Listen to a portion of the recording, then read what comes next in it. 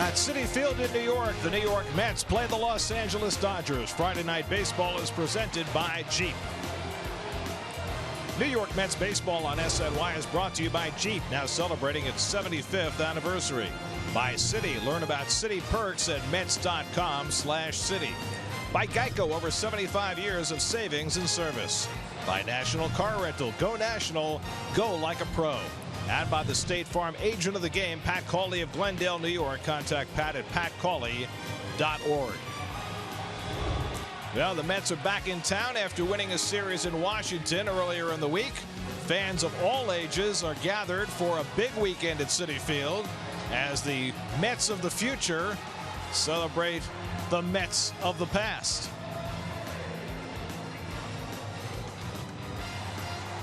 And a pleasant good evening, everybody, and welcome to Citi Field. Gary Cohen, Ron Darling, Keith Hernandez with you tonight as the Mets open a three-game weekend series against the Los Angeles Dodgers as the Mets celebrate the 30th anniversary of their last World Championship in 1986. Plenty more on that later.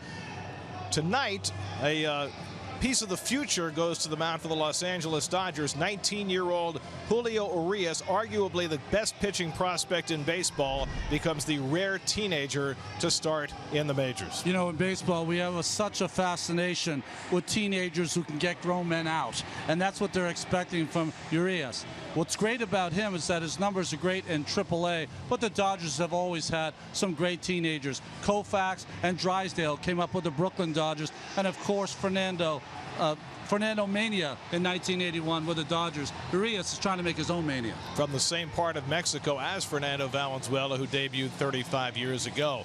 Meanwhile, the Mets still trying to figure out their first base situation with Lucas Duda out for the long term with some back issues. Wilmer Flores was eligible to come off the DL tonight. He is not. He's going to stay on rehab, and Eric Campbell remains at first. Well, I think they're going to take it very carefully with Wilmer Flores. They don't want him re-injuring that hamstring. He is going to get the lion's share of first base, Gary, when he comes back. And Terry Collins has stated that Conforto is not going to be on the list to play first base. And I agree for only one reason. It's easier to make the transition if you're an infielder because you've had ground balls. If you're an outfielder, you've got to learn not only the footwork at first base, but you've also got to learn ground balls. So I think that's something that Conforto can do in the offseason. As of now, Wilmer Flores, when he comes back, and I think it will be shortly, he'll be the man. Or as Terry Collins said so poignantly tonight, it's not like high school where you put the fat kid at first base. Meanwhile, on the mound tonight is Jacob deGrom, and after a month of April where despite fits and starts he was very successful, May he has struggled a little bit. Yeah, he has. He was very good in April. He's really struggled in May. His ERA 4.5, but he can remember the great start he had, one of his best starts this year in Los Angeles against the Dodgers. So it's the Mets and Dodgers opening up a weekend series in celebration of the 1986 champions. Mets and Dodgers, all the action coming your way on SNY.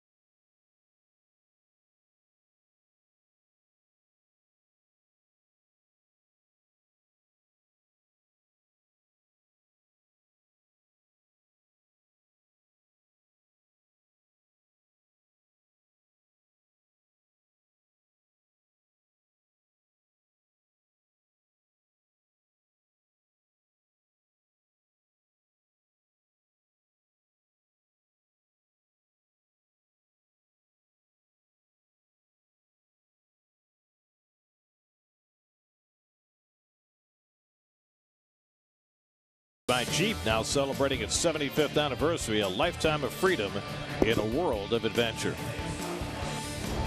Get to Citi Field Saturday, June 18th. Watch the Mets take on the Braves at 8:15. Multi-platinum pop artist Andy Grammer will perform following the game as part of the Mets post-game concert series presented by Budweiser. Admission to the concert is included in the price of the game ticket. For tickets, visit Mets.com/concerts. Tonight's Cold Hard Facts brought to you by Clean Crisp Coors Light. Tonight is Yoenis Cespedes' 100th game with the Mets. He's only the 12th player in Major League history to hit as many as 32 home runs in his first 100 games with the team. We'll see if he can add to that tonight against the 19-year-old phenom from Mexico, Julio Urias, ready to make his big league debut. Mets and Dodgers, first pitch is coming right up.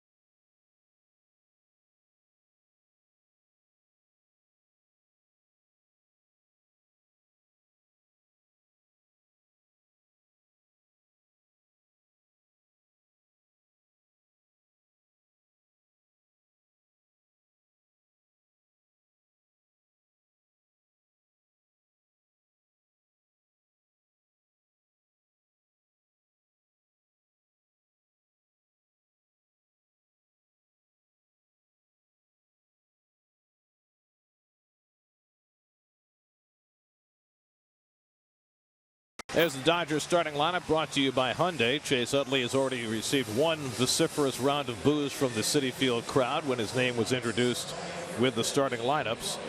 No Trace Thompson has been red hot in that Dodger lineup tonight. Howie Kendrick gets the start in left field. Dodgers have won 4 games in a row. Just came off a sweep of the Reds at Dodger Stadium. And there is Chase Utley awaiting whatever befalls him. Oh, he's already gotten it. He's going to get it again. Well, this is the first time he will have played in a game at Citi Field since he broke Tejada's leg. He was here for games 3 and 4 of the LDS last year, but never got in the game. Yes. Didn't mean he didn't hear plenty of reaction anyway. Every time he was within proximity. Introduced before the game, right? Well, Jacob deGrom is going to try to get it going. His last 4 starts, the Mets are 1-3 in those starts. But I was talking about that outing he had in Los Angeles. One of his best, 7 innings, only 2 earned runs. See his Land Rover numbers for the year.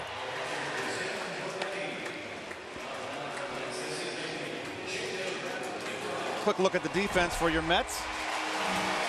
Brought to you by Lexus. 8th start in left field for Cespedes. He's been playing mainly in center. David Wright in there. Eric Crandall, we talked in the open. He's going to play first base. We'll see how soon, Plawecki behind the plate, how soon it will be before Flores comes back. You know, Flores is 2 for 11, so it's not like he's styling down there. So they probably want to get him a little hot. Jacob deGrom making his 8th start of the year. Last time out in Milwaukee, 100 pitches in 5 innings, and gave up 4 runs, 5 hits against the Brewers here at Citi Field.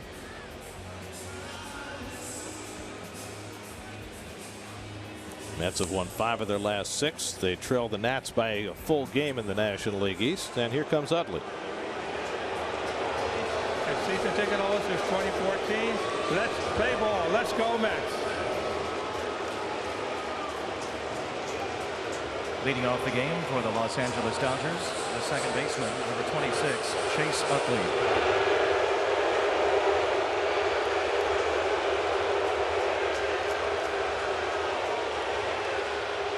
Chase was quoted in the Los Angeles papers as saying he still expects the Mets to retaliate at some point.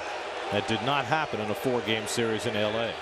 DeGrom's first pitch of the night is up and away, ball 1, and we're underway. And I would tell the Met fans, don't hold your breath on that one. It's not happening. Utley having a terrific start to his year. He is reconstituted as a leadoff hitter. He had only led off 11 times in his career before this year, but it's the 36th game he's led off this year, and he's responded with a .379 on base percentage. He's always had a great eye at the plate, Gary, and a tough strikeout.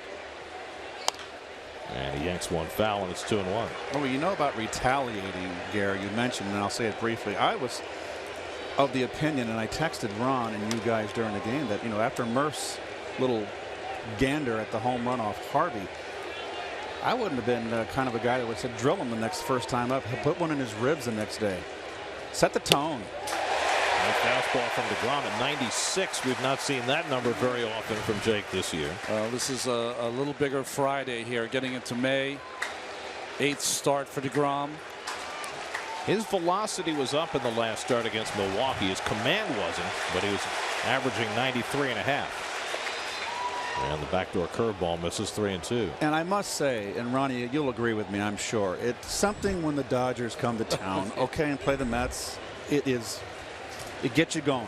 Especially on a weekend, and especially with the 86 celebration in the offing.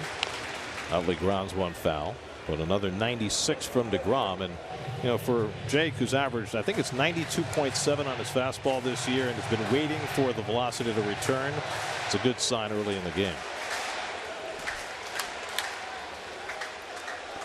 Corey Seager on deck, then Justin Turner. 7th pitch of this opening at bat to Utley. And it's too high, and Utley's on with a walk. Only the 12th walk given up by DeGrom in 41 innings this year. And the one thing I've seen about DeGrom so far this year, Ron, is that where last year and the year before, he was always at the knees. He's been up with his pitches a lot this year. Hasn't been able to bring bring the target down in that knee-high area. Not only the knees, but outside corner on both sides he could hit. Now Corey Seager, the rookie shortstop, just 22 years old, hitting a .263. And he's beaten on that high fastball, 0-1. That was just looking plain inside, trying to hit a home run first pitch. And not identifying that the pitch was outside and not one to do that with.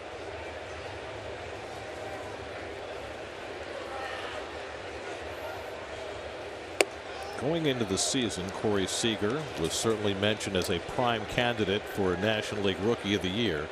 There have been a couple of surprise candidates early this season. Trevor Story in Colorado and Ledmus Diaz in St. Louis. But the other prime candidate sitting in the Mets dugout, Steven Matz, we hope to have him join us during the game tonight. Here's the 1-1 coming. And it's in for a strike. 1-2. Well, that was paint with the backdoor slider. Good pitch. Here's another youngster here, Seager, another 6'4". They're all, it's like generational now. Everybody's so tall in this game. Well, especially for a shortstop. And you wonder whether eventually his position will have to change. Ernie Banks was around 6'2", was he not? And he was considered a very tall and lanky shortstop for the 50s and 60s, early 60s. And then Cal Ripken changed the dynamic even more so. Pilecki's setting up outside. And it's a little bit high, 2-2. He's rushing it up there, Ron. He got good heat.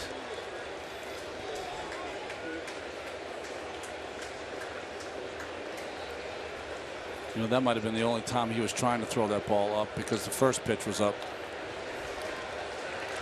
Utley at first and nobody out. And Seager fouls back the fastball. I would try if I was, I mean, I'm sure he is, DeGrom and his sides. I would try to really rediscover that knee-high strike.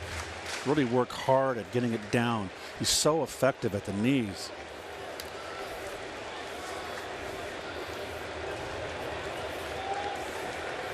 A lot of pitches to the first two hitters for DeGrom.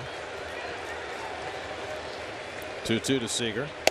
He comes inside with the fastball, full count. So second straight full count for Jake to start his night. Well, we'll see if they send him running here.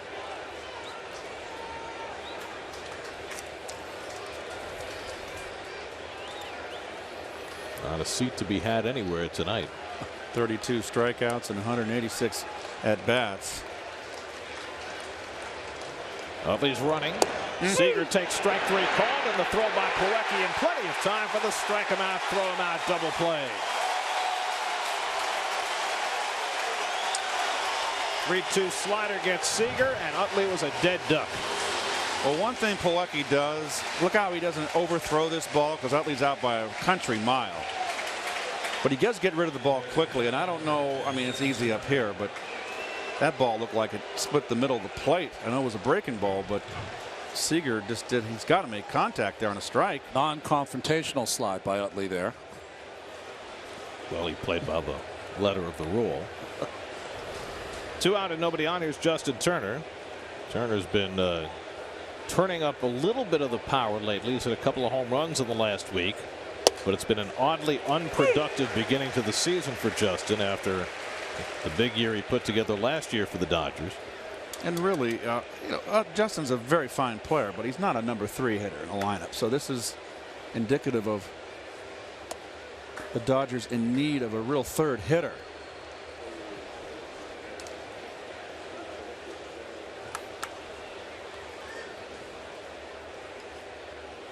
Turner had the great league division series against the Mets, went 10 for 19 in that series, and was hitting DeGrom all over the place. Well, here's Plawecki right here. Now he sees, you see him look and glance. He's got plenty of time. Look at his feet. Doesn't overthrow it. Just throws a little soft one there. Plenty of time.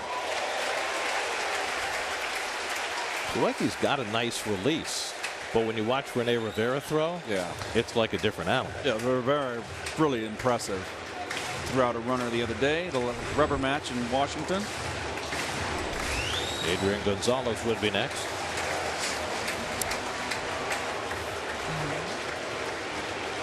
Two-two to Turner. Struck him out. Fine start for DeGrom. A couple of strikeouts after a leadoff walk. And now the 19-year-old Julio Urias will go to the mound to make his big league debut.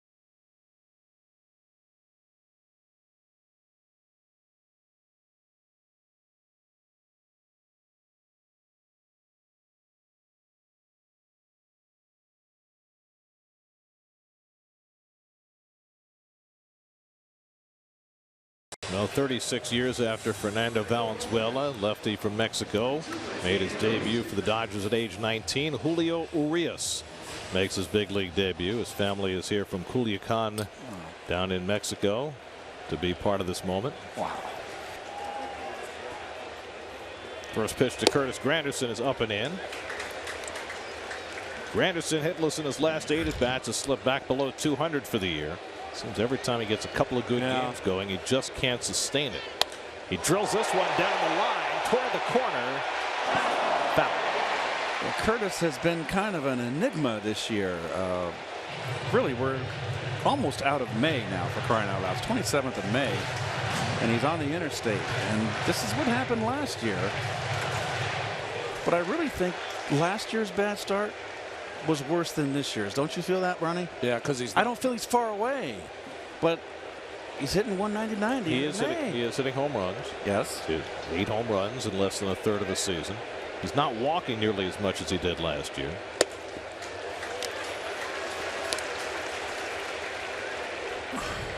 Urias, when you watch him pitch, he's got a good fastball, reaches about 95. He's got a kind of a slurvish slider. He's got a little bit more break than a slider.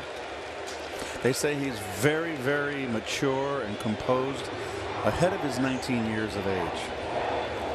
His last 27 innings at AAA, he did not allow a run, and pitched to a 1.10 ERA over his 8 appearances at Oklahoma City. Signed at 16 years of age by Logan White, who signed Kershaw, I believe.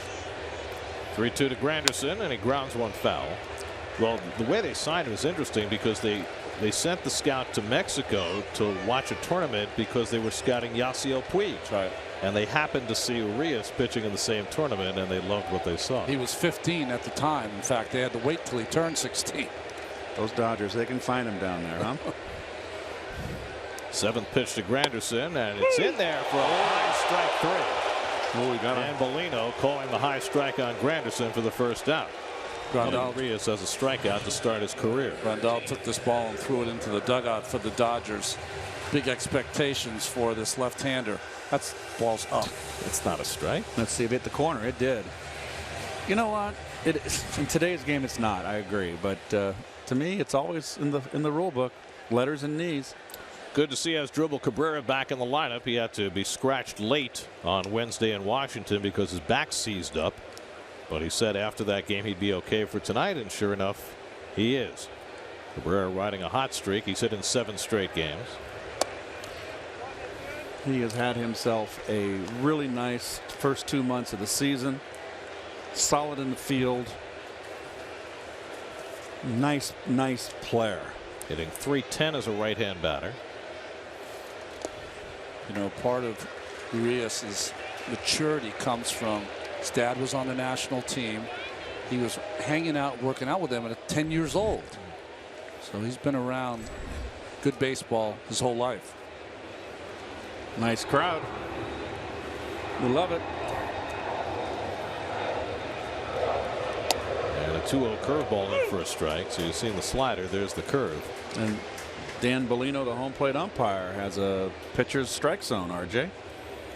Folks, that's Ronnie I'm talking to. You mean Ronald Jr.? In the air down the left field line toward the corner, and it's in for a base hit. Hopping up against the wall. And Cabrera pulls in at second base with a 1-out double.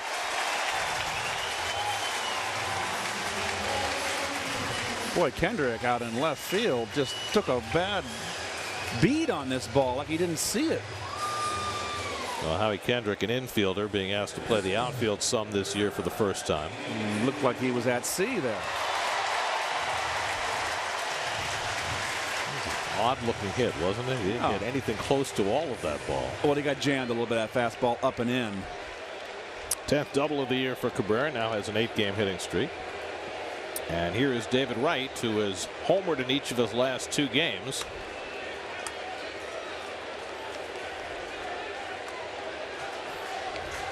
That's looking to cash one early against this incredibly young lefty. I'll tell you how young Urias is. Yeah. They asked him, did your dad tell you stories about Fernando Valenzuela? He said no. My grandfather did. Exactly. I mean, think about it. You're celebrating the '86 team this weekend. He wasn't born until '96. 10 years after. Alvin Lee. There you go, Garrett. Going home. And the curveball misses to right, ball one. Here's your Geico Mets starting lineup. Against the lefty, Conforto sits. Lagares in center field. Campbell gets another start at first. Everyday Eric. That's come from D.C. where they won 2 of 3. Trying to keep it going against the Dodgers. And I would think there's got to be a little more urgency at the beginning of any series that you know is going to end with Clayton Kershaw on Sunday night. I would think so. You want to win the first one. Maybe the first and second. Like any other series. Even if you got Molly Puts out there in the third game, you got to win the first one. What kind of stuff did Molly have?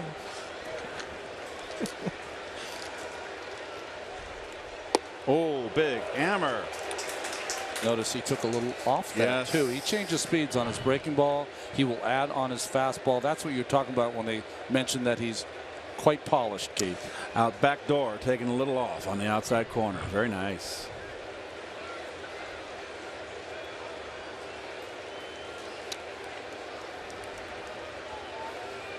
One and two to right with Cespedes waiting on deck.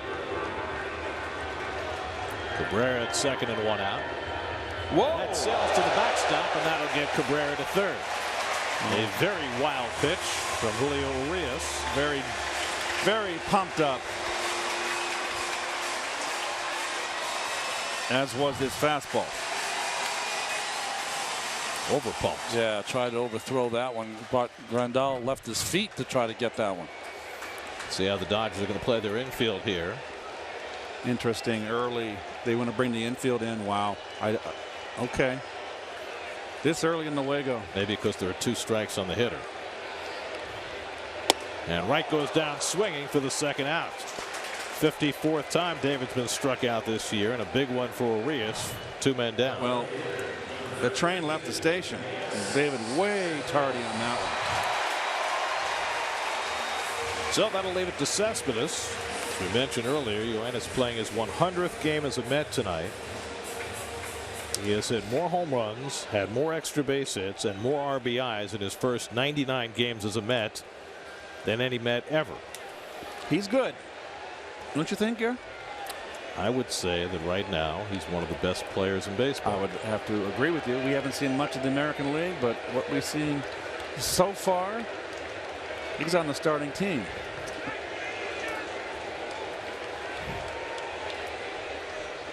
And the curveball sits high.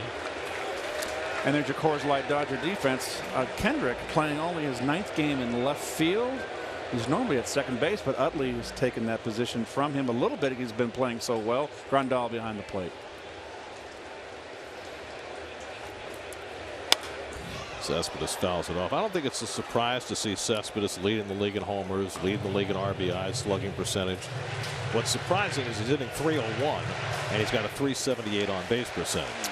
What's more surprising is that he has learned to lay off, at least this year so far, the first 2 months, lay off the high fast one. And he finds a way to fight off and get a piece of that slider down and away and stay in the at bat. Cabrera at third and 2 out. And Urias overthrowing frequently on that fastball. 2-1. No, I'd be very careful if I was this young 19-year-old of throwing any breaking ball to Cespedes. And you leave it over the middle of the plate, you'll be rubbing up a new one. Cespedes 28 at bats against lefties this year, 4 home runs. And now it's 3-1. Neil Walker on deck. My feeling here is that don't let this guy hurt you. Ronnie, you agree? I would, but he's 19 years old. Does he even, cross his mind? If not, Grandal should help him. Grandal sets up away, and he misses away for ball 4. So Urias, better part of discretion there, walking Cespedes, and now Neil Walker will come up with runners at the corners. And that's, we talked about the higher on base percentage for Cespedes. Part of it is because he's more selective. Part of it is because as his numbers grow, you have to be a little more wary about pitching to him. Well, I think that getting and keeping Walker hot is a big key at this time in the season, because if you're standing out there on the mound, and Walker's been outstanding from the right side, but he certainly isn't the threat that Cespedes is. And that's been the most surprising part of Walker's season. Amazingly consistent player, but his right-hand hitting has taken a huge leap forward. Hitting .313 from the right side with 4 of his 11 home runs. Well, regardless of what happens this inning with this young man for his first full inning in the major leagues, I think he's performing admirably. He's not wild all over the place. He has an idea out there what he wants to do. The only issue is another pitcher facing the Mets has had his pitch count jump in the first inning, and it means a lot when you're talking about Urias, because he's a guy that is definitely on a pitch count and inning count. Yep. Never threw more than 89 pitches in any minor league start in his career. Never threw more than 6 innings in any start. And the Dodgers are not committed to him staying in the rotation or even staying up. He's just taken Alex Wood's start. Well, he only threw 80 innings last year, so he's going to be capped at a very low number of innings. Like 115, 120. So they might keep him around in the bullpen, but he's not going to be in the rotation the rest of the year, that's for sure. 1-1 to Walker, and it's below the knees, 2-1. The last teenager to debut as a starter in the major leagues on the mound was Felix Hernandez 11 years ago as a 19-year-old with Seattle. That worked out pretty good. Yeah. He's only the king. Walker pops one foul, and that'll go out of play. Well, Urias comes up from AAA, where he was a sparkling 4-1 with an ERA of 1.10. And he brings with him already, Gary, 41 innings pitched from AAA. So you figure maybe he'll throw another 70 or 80 innings this year, not a whole lot more than that. One thing you've noticed in this inning, though, for a young guy, he's not afraid of his fastball. He's used it a lot. 25 pitches deep in this first inning, 1st and 3rd and 2 out. And Walker gets on the curveball and pulls it into the left field corner. That's down for an extra base hit. Cabrera is in. Cespedes will be held at 3rd. A run-scoring double for Neil Walker gets the Mets on the board early. It's 1-0 New York. And Neil Walker continues his long-awaited barrage as a right-hand batter. Well, breaking ball, he wanted it away. Took something off and got it down and in. A little over the plate. Walker stays back. Cabrera can just low right at home. Cespedes is busting, and just well played by Kendrick prevents him from scoring. So a run home, now 2 in scoring position for Juan Lagares, getting the start in center field, batting 6th. Juan hitting .306 against left-hand pitching this year. And takes the fastball on the corner.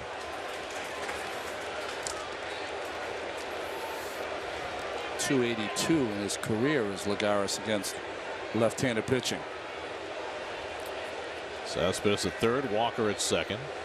Urias already 27 pitches deep into the first inning of his big league career.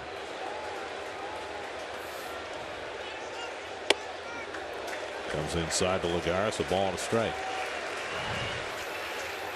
Well, there's the breaking ball. You can see the spin, the rotation. It's off speed. Stayed back beautifully.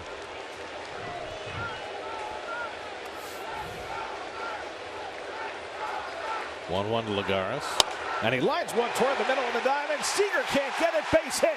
Cespedes is in. Walker right behind him. Juan Lagares with a 2-run single. And the Mets have put up a 3 spot in the opening inning.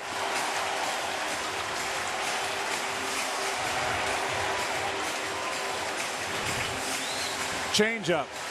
I thought he gave it away with his motion. He slowed down his arm just out of the reach of Seager. And all 3 runs, 2 out RBIs.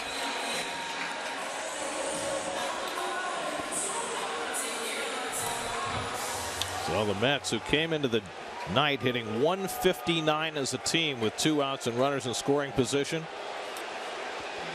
cash a couple.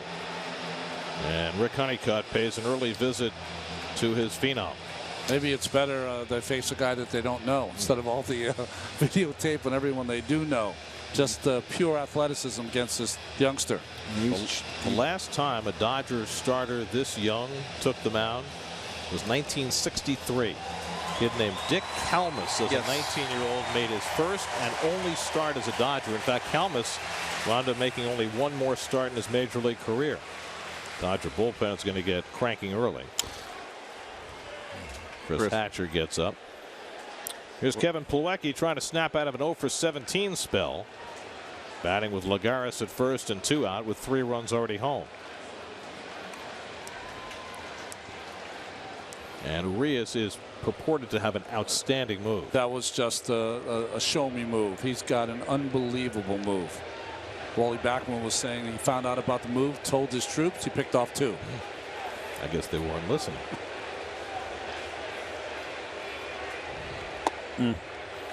So the Mets are putting a little pressure on him. And, you know, getting back, Ronnie mentioned in the open about Dodger pitchers coming up at 19. Koufax in 55, Drysdale in 56, Joe Moeller in 62. Moeller was a reliever for most of his career.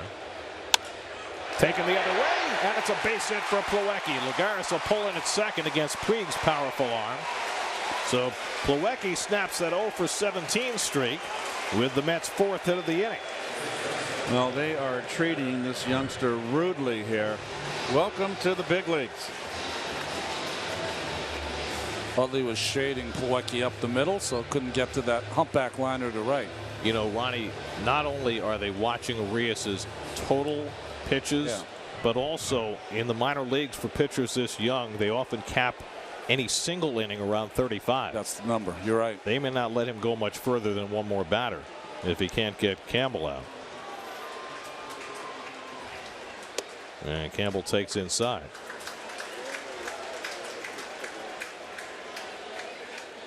Campbell starting for the 14th time in the last 18 games. He's been a mainstay in the Mets lineup lately. Looking to put the hammer down for New York here in the opening inning. 2 on and 2 out.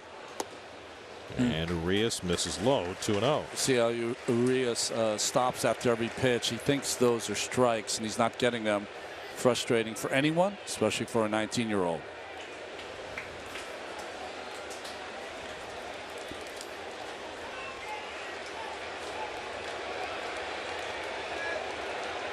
He's behind Campbell 2-0, and Eric unloads and fouls it back 2-1. Well, his family were elated when he struck out Granderson to start the game, showing a lot of concern. Well, they're just hoping he can get out of this inning. It's only a game. Is that how you felt? It's been a rude baptism.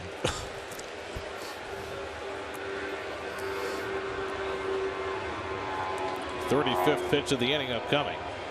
And Campbell pops it up. Grandal hoping for a play, but that'll be back in the seats. 2-2. Well, he's pitching the right-handers in, Ron, predominantly. He's gotten beat with his 3rd and 4th pitch. Breaking ball and the changeup gave the base hits up on. That's the new skipper we just saw there, Dave Roberts of the Dodgers. He's already had to take a young pitcher out who's thrown a no-hitter. He might have to take one of their best young pitchers ever out of the game in the 1st inning. It's Ross Stripling, who is back in the minor leagues now. Yes, he is. 2-3 with a 4.53 earned run average, 8 starts. He's down. 2 out, 2 on, 2-2 to Campbell.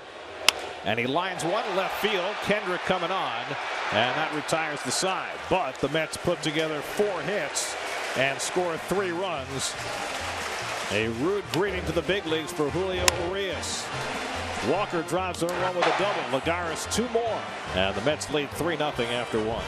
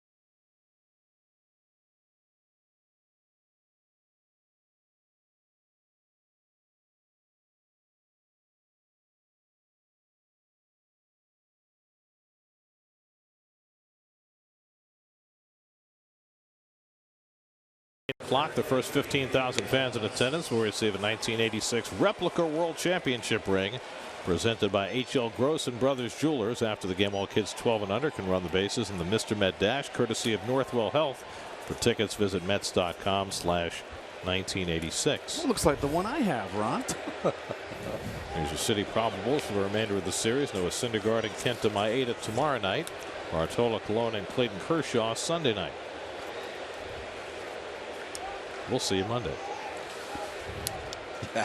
Got the ring here. That's actually a very nice replica ring. I think so. Size 12. It's too big for my finger.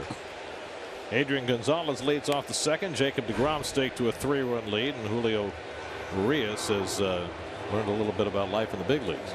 That's Rick Honeycutt, the longtime Dodger pitching coach. Walker playing in shallow right. Campbell gets back to the bag, and it's a 4-3 putout on Gonzalez. That was a good decision by Campbell because he really wanted to go for that, realized he couldn't, and hustled back. And also Walker took his time. Yeah. Gave Campbell the slow-footed Gonzalez, gave Campbell plenty of time to get back to the bag. That's a big out for deGrom because Gonzalez has owned him. 5 for 10 with 2 home runs going into that at bat.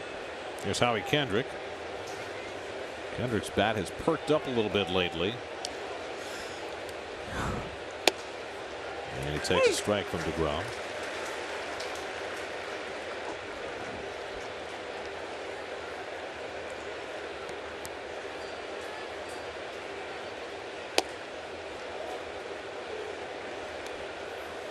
We saw Jake firing 95-96 in the first inning.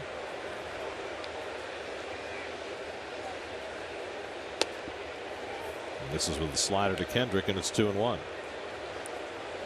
In 4 starts in May, deGrom is 0-1 with a 4.63 ERA. How good has deGrom been in his career? Well, it's the first time he's got 4 straight starts without winning since he began his career 0-4. That's right. His ERA at Citi Field in his career is under 2. On the corner, strike 3 call. 96 on the black gets Kendrick for deGrom's 3rd strikeout. That's the pitch you're talking about, Keith. Most importantly, not so much of the black, Gare. Knees. Very nice. That's the pitch that deGrom. You paint that outside corner at the knees.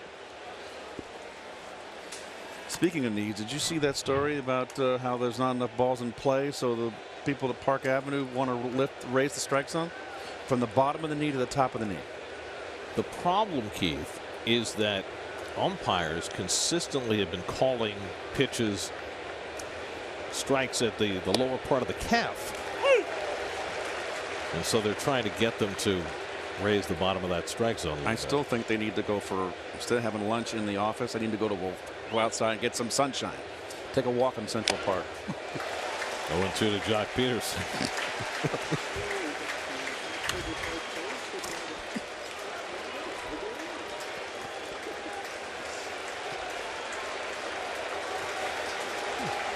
Peterson leading the Dodgers with 8 home runs. He had 26 as a rookie last year. And the curveball down. 1-2. Oh, it is a nice warm night, Gary. You got to be in hog heaven. This is fantastic. You love it. You can loosen your tie, you know. No, I'm very comfortable, kid. 1-2 coming. Upstairs. 2-2. Well, we finally found the warm weather in Washington, and Ronnie and I were happy to bring it back with us. Well, you found it in Washington. I found it in my backyard. There you go. Look a little tan. Strike 3 call. Peterson caught looking at the slider. deGrom off to a fast start. 4 strikeouts in the first 2 innings.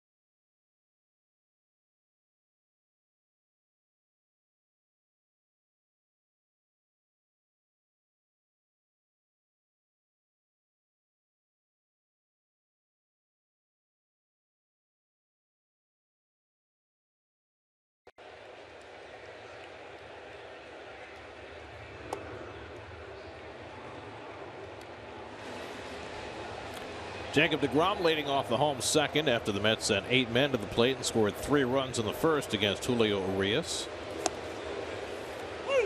So you're Julio Urias, you're 19 years old, you got called up to the big leagues with all the hype. I mean, #1 pitching prospect in all of baseball, according to many of the scouts. And you get a rude awakening in the first inning. So what's he thinking now? Well, the reason he's here is because of his poise. It's not that he's 19 years old and everyone's eye that scouts or is in the organization for the Dodgers felt like he's fine at 19 to come and pitch against a big league team. I thought the pitch, honestly, and it wasn't the balls that were pulled foul by Granderson. They're pulled right on the nose as deGrom goes down on the strikeout. I thought the 2-2 pitch that he threw in that he thought was strike 3 and the umpire did not call it, and he kind of was aghast. Like, how can you not call that? That's strike 3. He ended up striking Granderson out, but you saw over the course of that inning, he really had a problem with 4 or 5 pitches that he thought were strikes that Bellino did not call strikes.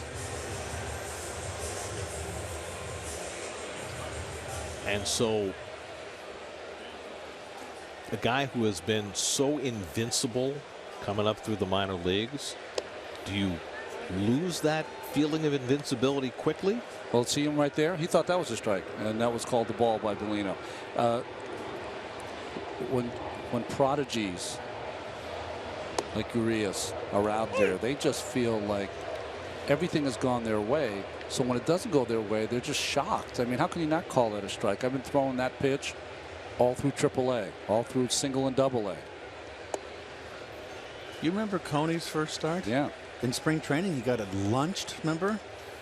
And then his first start here at Old Shea, he got clobbered. And he went on from there. Yeah. But he wasn't 19. 2-1 to Granderson.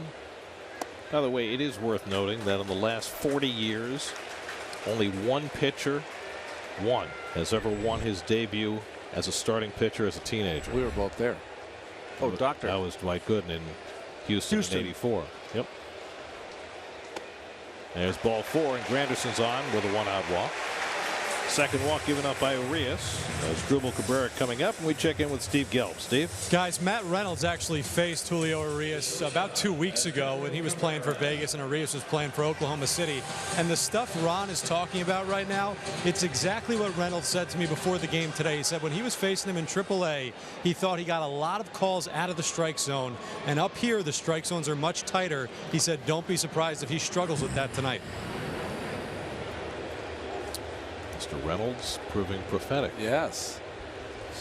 Here's Cabrera, who doubled down the left field line his first time up. There's that better move by Urias. You almost, if you're Curtis Granderson, you want to get off on a bigger than normal lead and draw the throw over. You want to see the good move.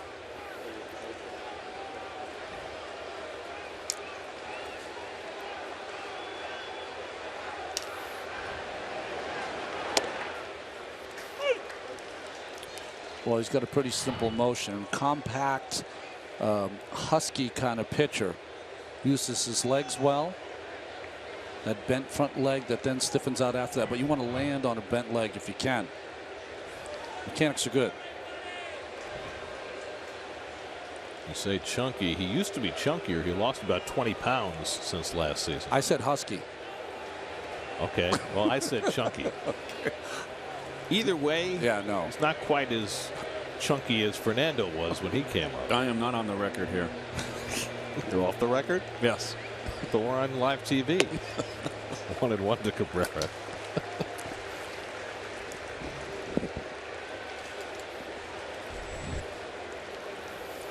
David Wright waiting on deck. It's banged Urias around for 3 runs and 4 hits in the first inning. To the point where the Dodgers had the bullpen up.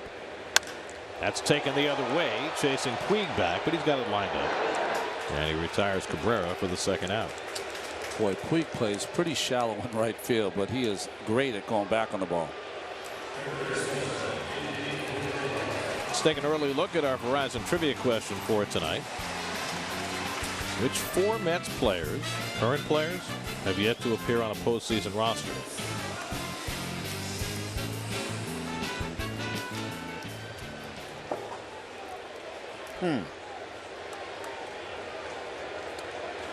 Some are young and some are Not have so more young. experience. Yep.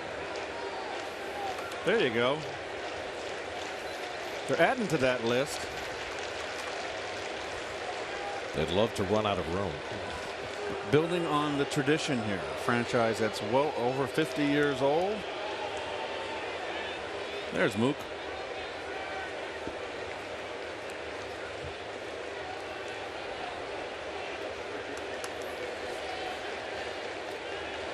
Well, it is of note that the Mets have only gone to the postseason in back-to-back years once, 1999 and 2000. That's what they're working on this year. But you know, repeating is tough. Yes, it is. As the Kansas City Royals are finding out right now. How about losing Mike Moustakas for the season and Alex Gordon for at least a month or two on the same, what looked like, mild collision. Well, that team, as the last 2 or 3 years, has stayed away from the injury bug. Oh boy. Wright gets under one to center field. And Peterson there waiting for it. And that retires the side. When we come back, we'll be joined from the Mets dugout by star rookie left-hander Steven Matz. 3-0 Mets after 2. Star he is.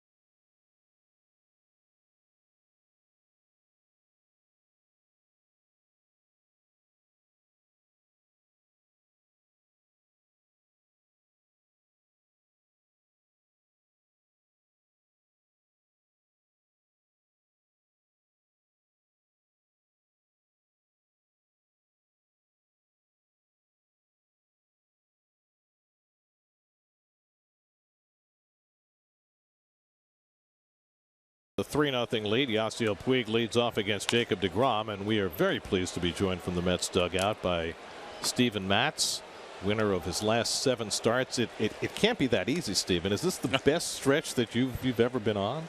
Yeah, definitely. I don't know. I mean, I think I won 9 games one year in the minor leagues. That's the most I ever won. So.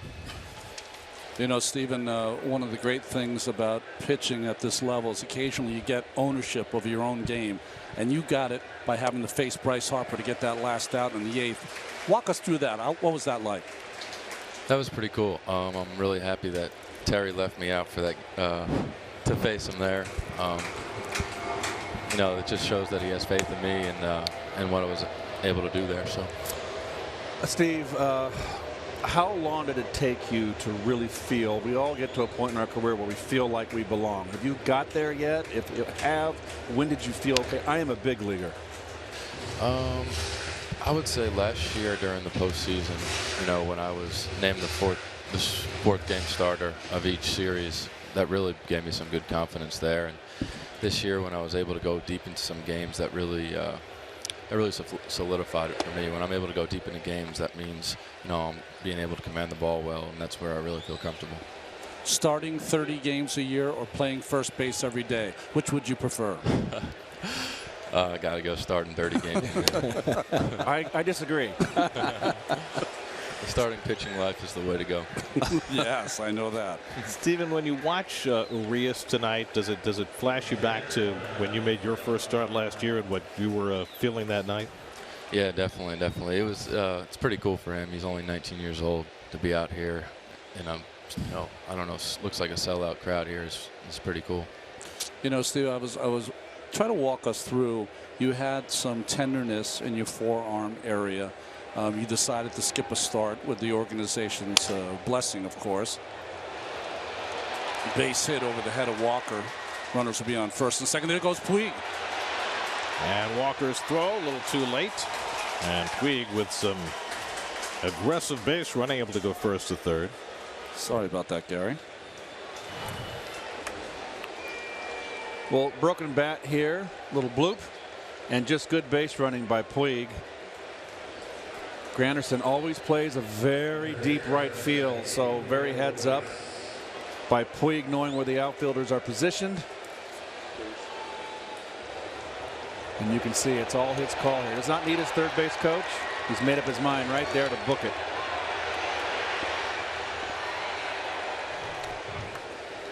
Steve, I was just asking you, when you missed your start, how hard is it to decide that what you have is something that you need a few days to rest? You know, that was really Terry's decision there. He DeGrom leaves it behind, and the bases are loaded. I talked to the trainers that I was a little sore, and he came and talked to me out there in BP that day and just asked what was going on. And, you know, he said it's early, so better skip a start now than, you know, later in the year. Stephen, how difficult is it when you went through as much as you did physically just to get on the mound to start your career, having missed all that time, to now when you have what feels like just a little bit of a problem, to avoid having the greater concern that something's wrong with your arm? How difficult is that balance for you? Yeah, it's tough. It's, you know, it's definitely tough. But I got the MRI and the X-rays and everything checked out clear. So just having that peace of mind was huge. You know, Stephen, you're at a great point right now, but you're always working on perfecting your pitches. What are you working on right now? You know, right now, I would like. I feel like my changeup's really coming along this year. I would like my curveball to kind of get more on pace with everything else. I feel like that would really kind of help me out a little bit. I feel like it's not where it needs to be.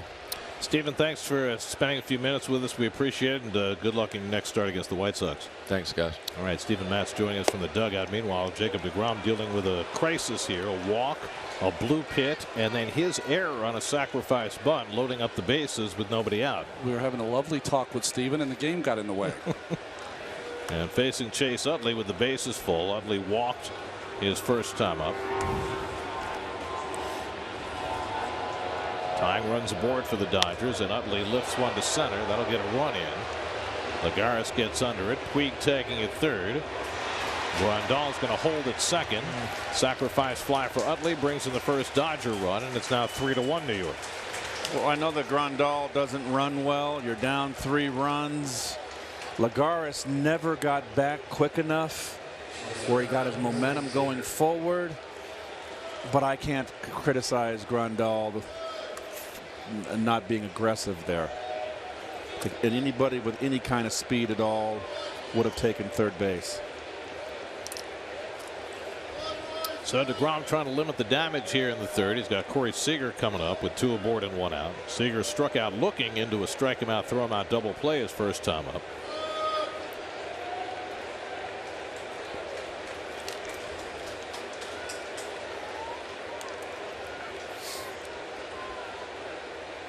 know we were talking to Steven Matz at the time, but it was so shocking to watch DeGrom not be able to come up with that bunt. You know what my first thought was?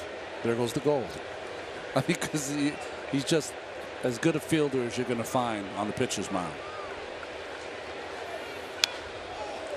Boy, I tell you what, Seager really swings from his shoelaces, for crying out loud. He almost came out of his uniform with that swing. In the Navy. Fleet Week.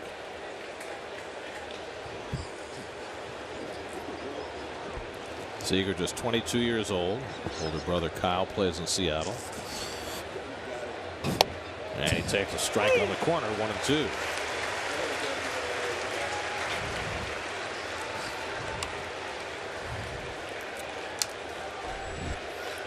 Justin Turner waiting on deck.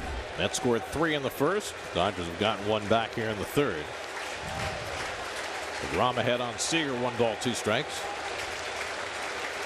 And the curveball bends around the plate, 2-2.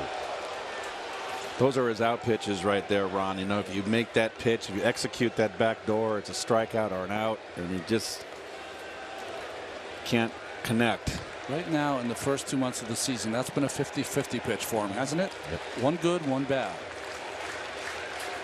2-2 coming. Foul back to fastball. Well, it's been nice to see Jake consistently at 95 in these first few innings. Not necessarily his best command, but at least the velocity's up. Yeah, velocity's up, but I think he's still struggling. What he struggled in his last start is just the ability to throw the ball 2 corners and down. That way, when he does go upstairs, they swing through it.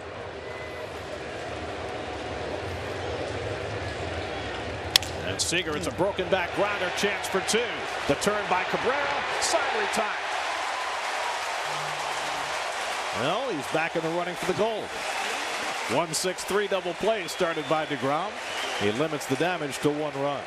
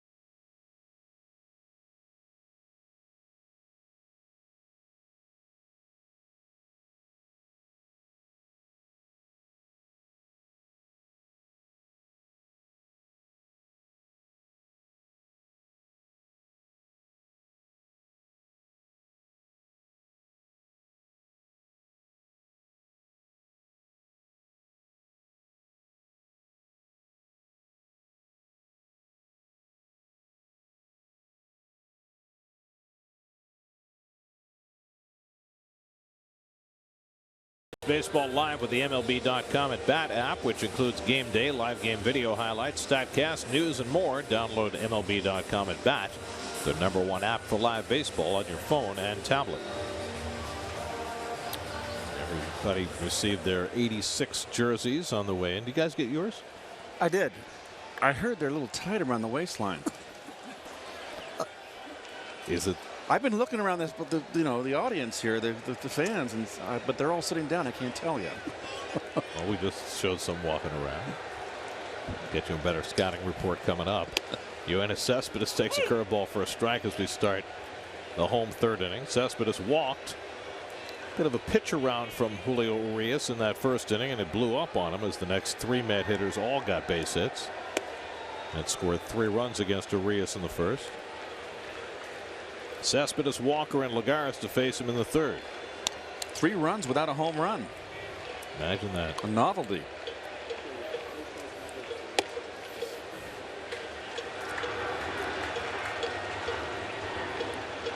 Urias getting the start because Alex Wood need to have the start pushed back a few days. Wood's going to start on Monday for the Dodgers.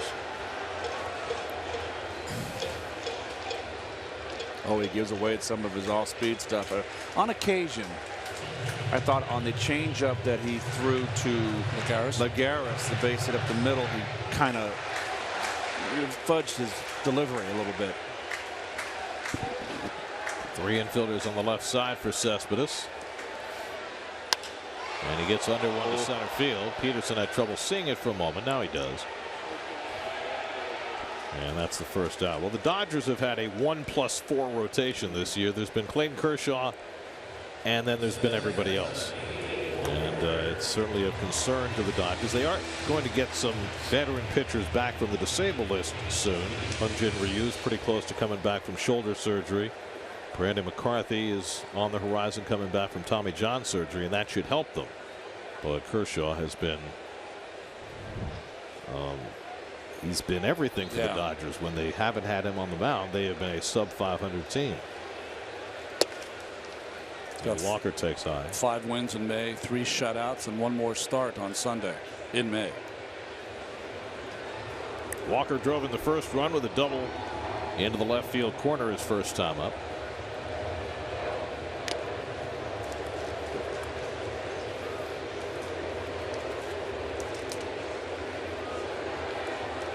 Kershaw, who goes Sunday night against Bartolo Colon in the final game of this series. The Mets were going to see Kershaw Sunday night, Chris Sale Monday afternoon. 2 best lefties in the game. Sale's now going to pitch Sunday for Chicago, so they will not see him in that series. They've had rain issues in that series they're playing in Kansas City, which has caused Robin Ventura to change his mind a couple of times on his rotation. But the Mets will face Jose Quintana, who's having a great year in his own right on Monday. I like his stuff.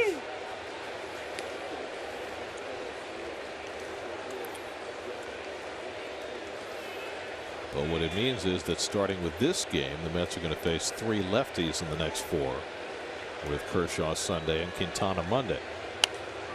Foul back by Walker.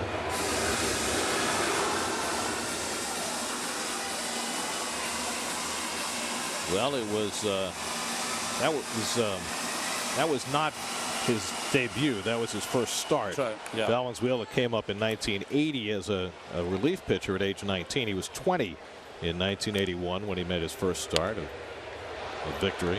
That's plenty young. Handful of games in 1980, 0 ERA.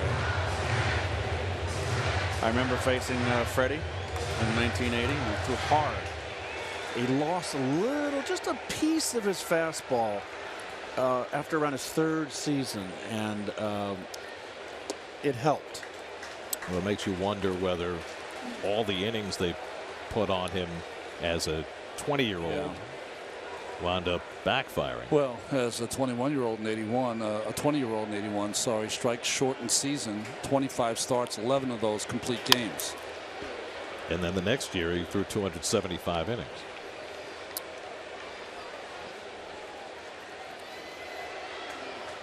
He was something else. He was a painter. He knew how to pitch. He had the great screwball, eyes to the sky, Ronnie, with big leg kick. That's right. Ground ball back to the mound, and Urias handles it, and that's the second out.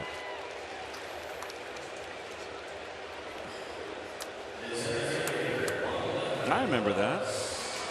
We had the look to the heavens And you know another thing too, he could hit. Yeah, he could hit and field his position. He's a really good athlete. His rookie year, he won Rookie of the Year, Cy Young, and Silver Slugger. His first full year in the big leagues. He could hit with power too. Well, 8 starts in the big leagues. That's what Fernando did. A 0.58 ERA, 8-0, and that fueled Fernando mania. Well, he was something very special. And he was something beyond a hero to the Mexican American community in Southern California and beyond. That's drilled into left field. A base hit for Lagares, and he's 2 for 2. Takes the hard turn and holds with a 2-out single. Well, Lagares, when he gets his spot playing time, he continues to get his base hits. Too much plate on that slider, wanted it back door, he bled back over the middle. It's amazing when the ball is moving away from Juan, the right-handed pitchers, he has trouble with it. The left-handed pitchers, when the ball is coming in more, he gets it, squares it up more often. So the Mets have their 5th hit against Urias. And now Kevin Plawecki, who singled to right his first time up to snap an 0 for 17 skid. And takes low and away. Well, we talked about Urias being limited in terms of his pitches. He's about to throw his 70th pitch. He's never thrown more than 89 in a big league game, so it's going to be hard for him to even go 5 innings today.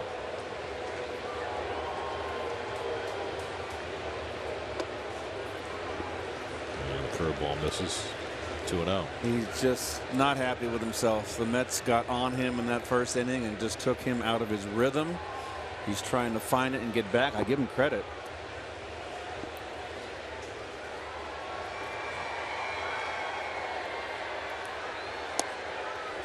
And he falls behind Plawecki, 3-0.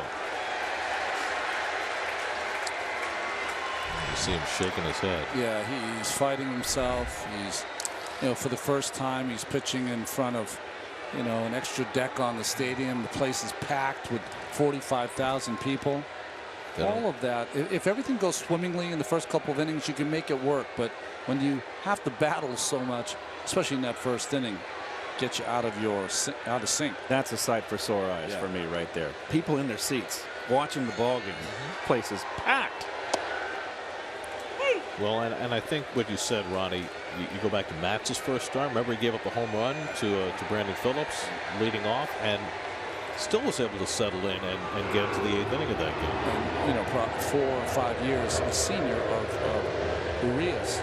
You know, Matz got back in that game with his bat. That's how he got back in that game. 3-2 to Plawecki.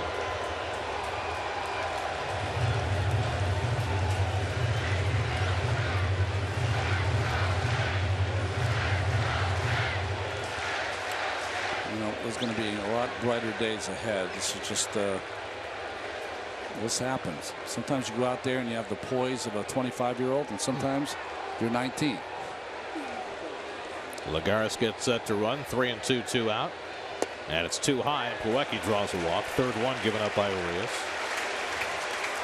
By the way, if you're wondering about the sports goggles for Urias, perhaps you know the story already, but he had a benign tumor in his eye that he had 3 operations for when he was younger, and it left him with a droopy eyelid. It almost looked like his left eye was closed, and last summer he had an operation, cosmetic surgery, to lift the eyelid, and he missed 2 months last year, but he's been wearing the sports goggles to protect that eye ever since. He was a man of faith, deep faith. His quotes about his eye is, "That's how God works. He gave me a bad left eye, but a good left arm." And he's always been able to see with that left eye just fine. It's just it was after he had the surgery to remove the tumor, it left him a little bit disfigured, which he had corrected. But that's a great quote, Keith. It is. It certainly is, and it's terrific.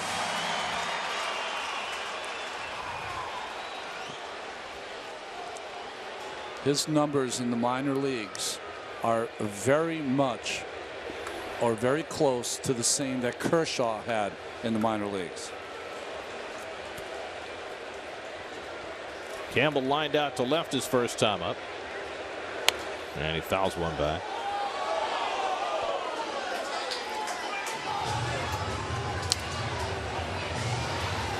Wouldn't be surprising if this is Urias' last inning. They've got bullpen action going for the second time in the Dodger bullpen. Lagares at second, Plawecki at first with 2 down.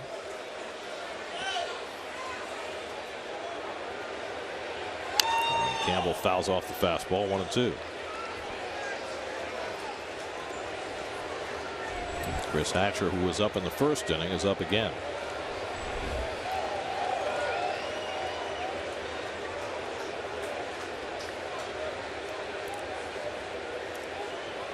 Urias has already walked 3, averaged less than 2 walks per 9 innings in the minors this year.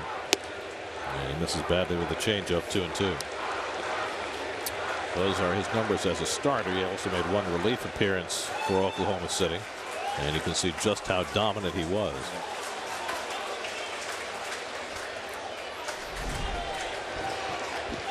Two and two to Campbell.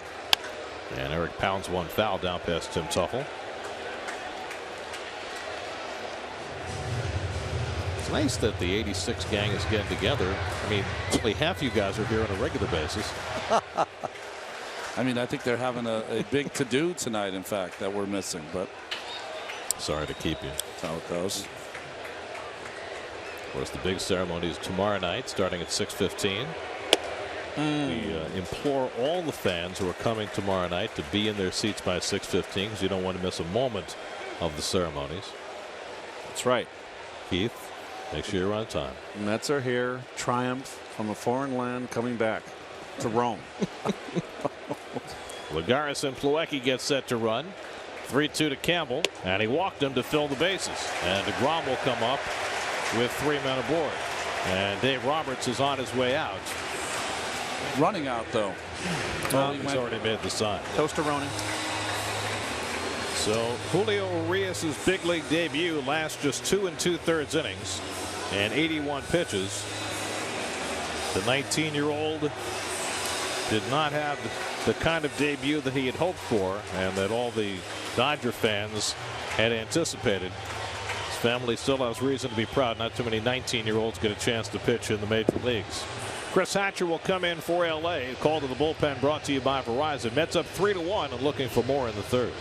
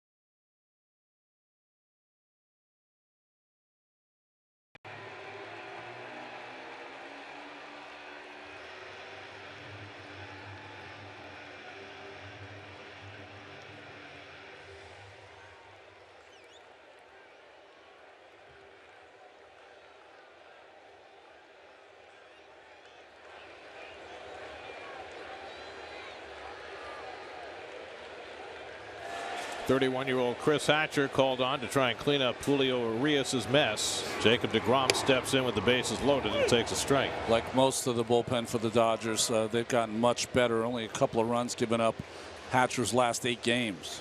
Dodger bullpen the last 23 innings has allowed only 2 earned runs. Even though their closer Kenley Jansen blew a couple of saves last weekend. And deGrom jumps back from the 96-mile-an-hour fastball. Hatcher's second year with the Dodgers after spending 4 years with the Marlins.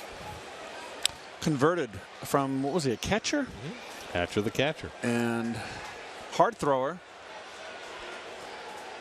deGrom struck out his first time up. He's got 2 RBIs this year. Bases loaded, 2 out. And he swings through the fastball, 1-2.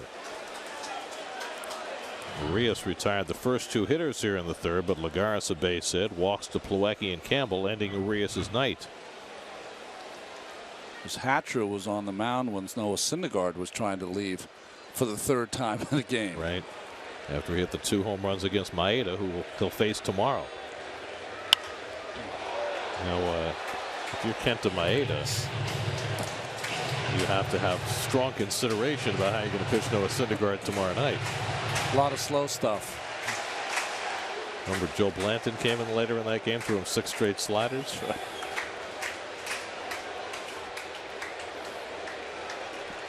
deGrom struck out his first time up tonight. Opportunity to do him some tremendous good here. But he goes down swinging on the high fastball to end the inning. So the Mets strand 3. They've left 6 on in the first 3 innings. 3-1 New York.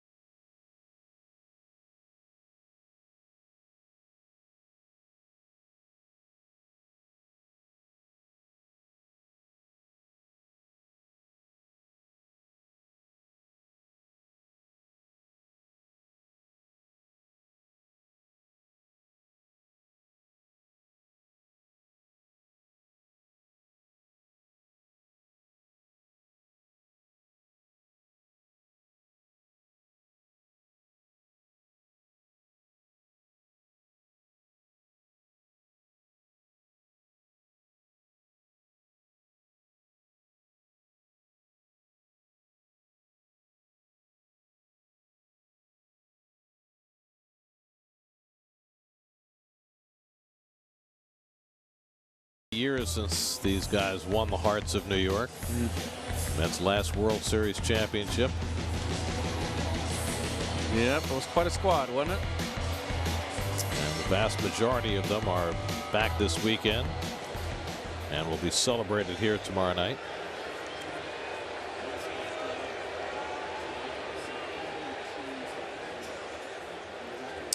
Nice job they did on the field, huh? That's great. Saw this. Of course, the Mets are wearing the 1986 style uniforms that'll become a staple for Sunday home games, but they're wearing them this entire weekend. Justin Turner leads off the 4th inning against Jacob deGrom. And deGrom buzzes him inside for ball 1. It's interesting to watch the Mets players in them because, you know, they wear most of their uniforms. They were kind of baggy in today's game, and we certainly didn't in our day. No, you were closer to the skin tight uniforms. Not quite the Lee Mazzilli 1979 version of skin tight. That was speed skating. That wasn't baseball. One Maz, a lot of fans. He was painted into those pants, wasn't he? Saying he was the Eric Heiden of his day. Oh, and Turner gets hit in the back by a changeup.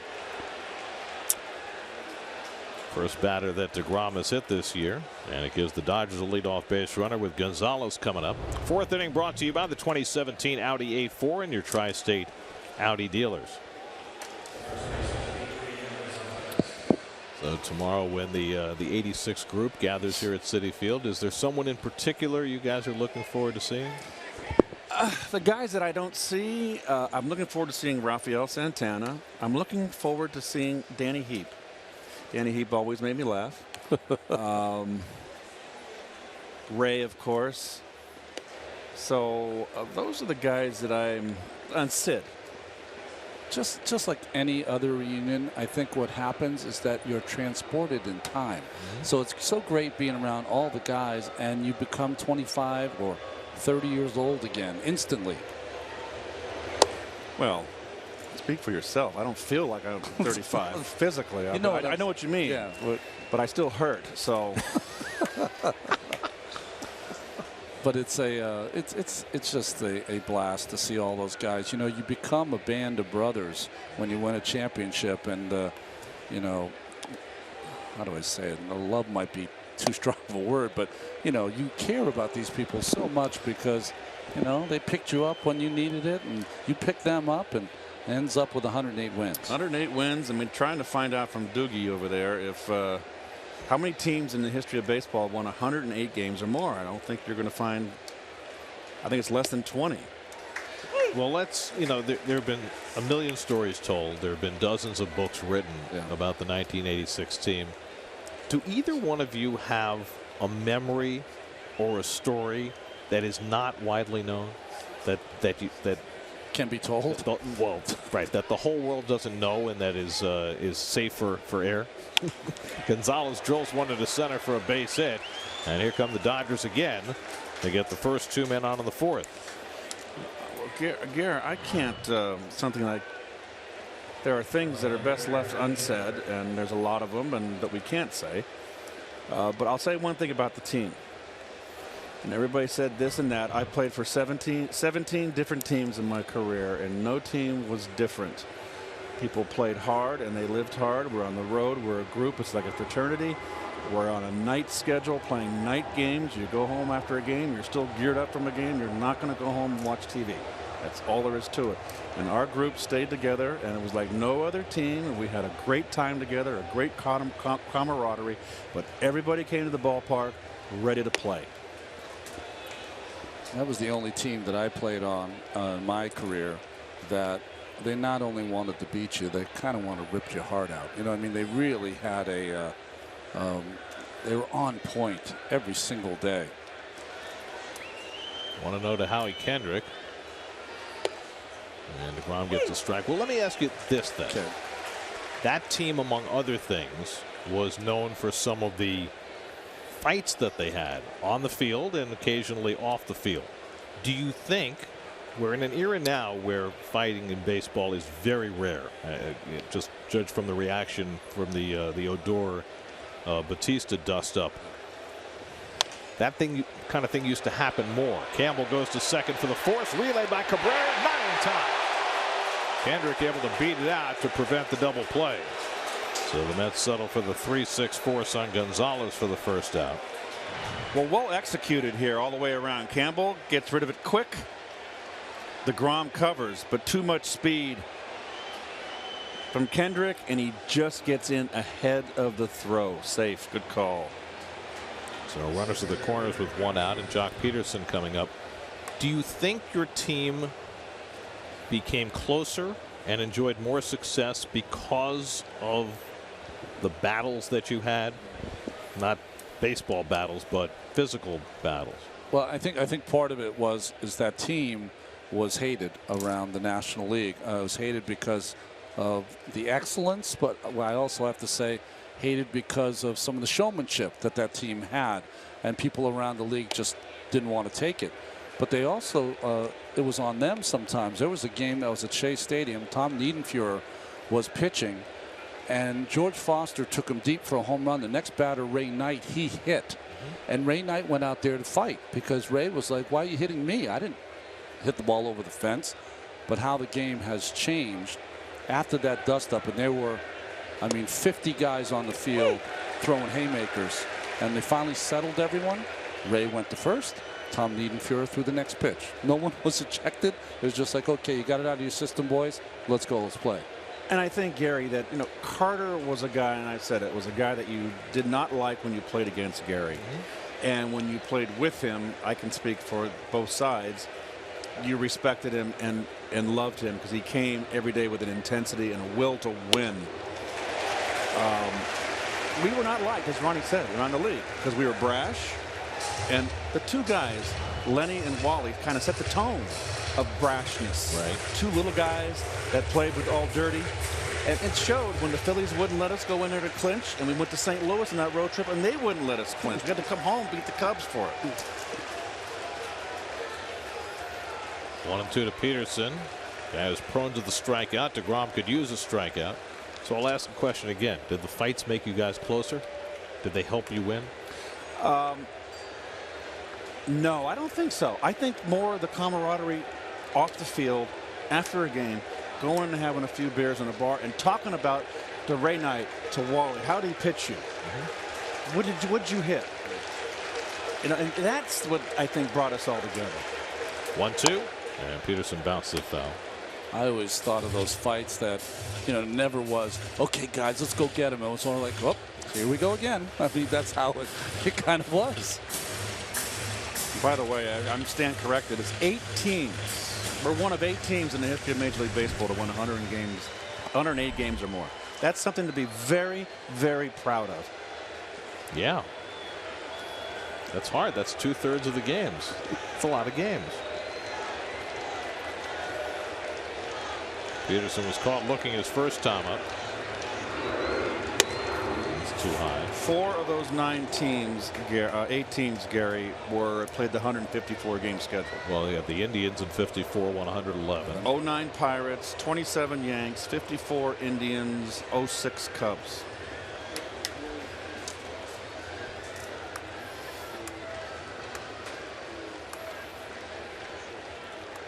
Turner at third, Kendrick at first with 1 out. Tying runs on base for the Dodgers. And Peterson with a half swing. He went around strike 3. Bill Cosby with the call. DeGrom gets a very useful strikeout for the second out.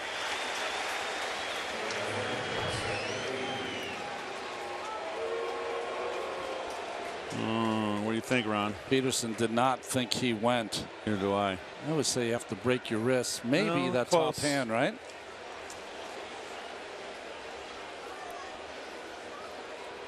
Fifth strikeout for DeGrom. Now 2 out of the inning and a chance to get through it facing Yasiel Puig, who walked his first time up. Well, it goes without saying how important the 1986 title was for Met fans and really for all New Yorkers. It was such an interesting time in New York in the 80s, and you guys were such a part of the fabric and really fit in with that decade, which I think is one of the reasons why the popularity has endured. As Cabrera gets the force on Walker, and DeGrom was able to get the Mets through the 4th inning. Dodgers got a couple of men on, couldn't score. Images from 1986 as we celebrate the Mets' last championship this weekend at Citi Field.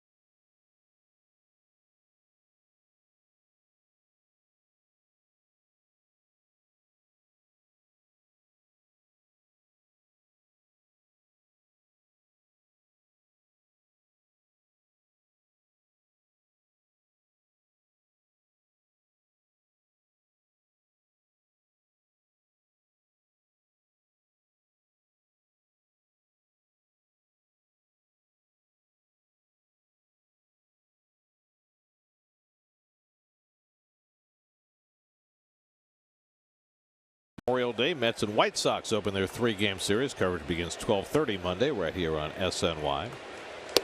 Curtis Granderson takes a strike as we start the home 4th inning.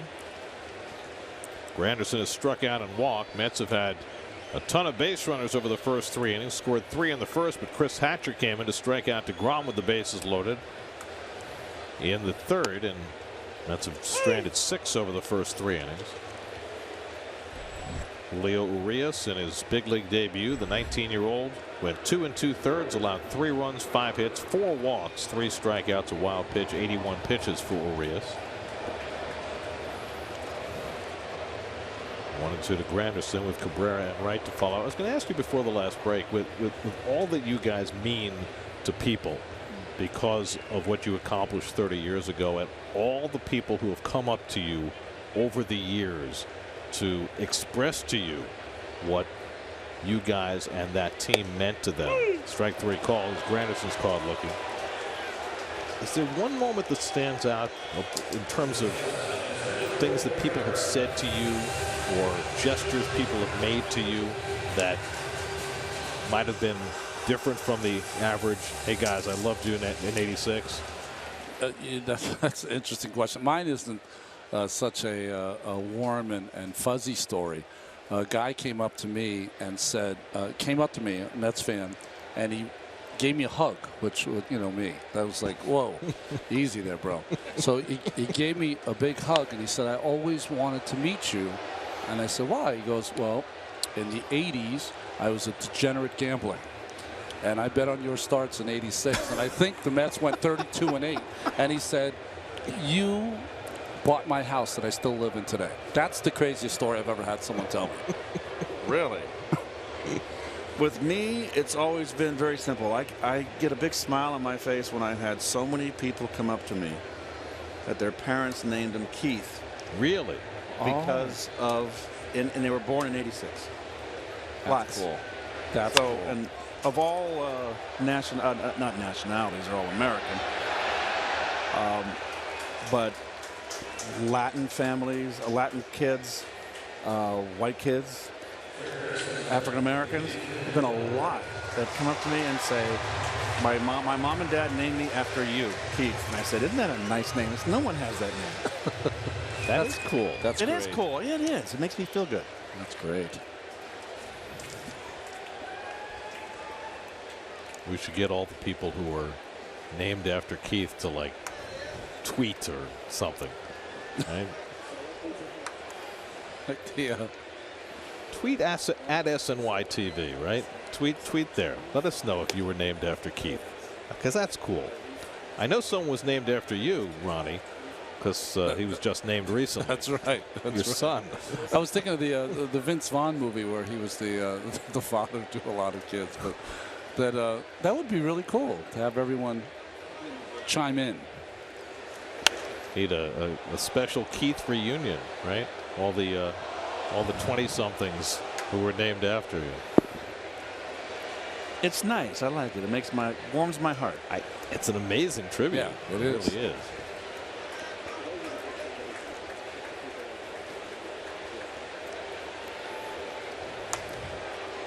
David Wright has struck out and flied out. Hatcher's retired 3 in a row in relief. Feels like the Mets should be a lot further ahead. Yes, and they're letting the Dodgers hang around. And DeGrom has pitched out of 2 tough spots already. He's had to work hard. That's DeGrom, though. David hits one well to center field. Peterson back to the warning track at the wall. It's out of here! David Wright homers for a 3rd straight game. 7th home run of the year for Wright, and the Mets lead at 4-1. Boy, oh boy. That's like an old-time David Wright right center field home run. Yes, it is. Off a hard thrower, too, which is promising that he got around. Last time David homered in 3 straight games was 2013. And after hitting 2 home runs in Washington, he clouts this one. It was supposed to be a cutter away. It just stayed right down the middle. You got to hit those mistakes. So it's all or nothing for David, huh? Of late.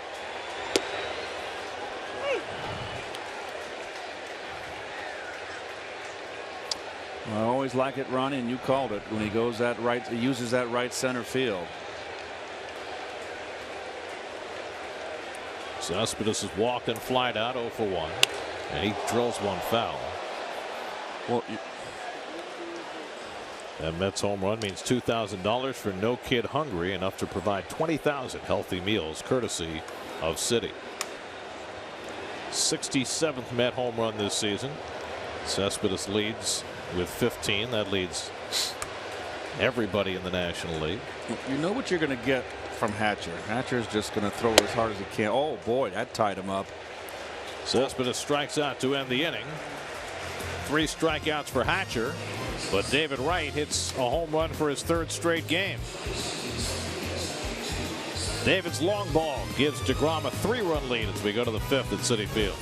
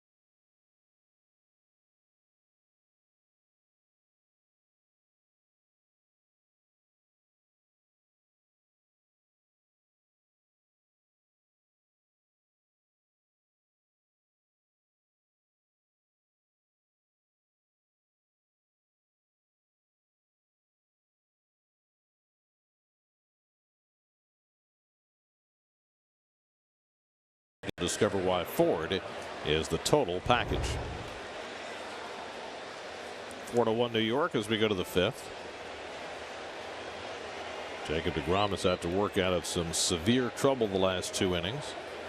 He'll get the 8, 9, and 1 hitters here in the 5th. Yasmani Grandal leads off. Grandal had a bloop hit to right his first time up. Kike Hernandez has come out on deck to pinch hit with the pitcher's spot due up next. Dodgers are going with an 8-man bullpen and a 4-man bench right now as Grandal swings over the top 1-1. Good slider. Best one he's thrown all night. Joe Blanton, who looked great when he faced the Mets in LA up in the Dodger bullpen. And deGrom throws a curveball over the heart of the plate for a ball. 2-1.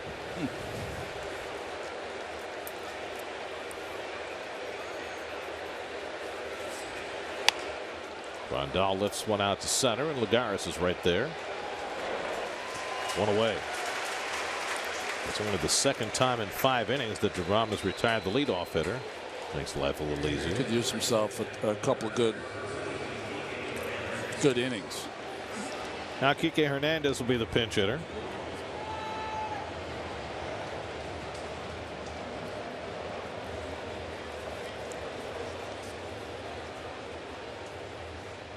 Hernandez just 2 for 15 as a pinch hitter. Dodgers have only 1 lefty on the bench. That's Carl Crawford. The Dodgers have to watch themselves because the Giants are trying to run and hide. The Giants have won 13 of their last 14.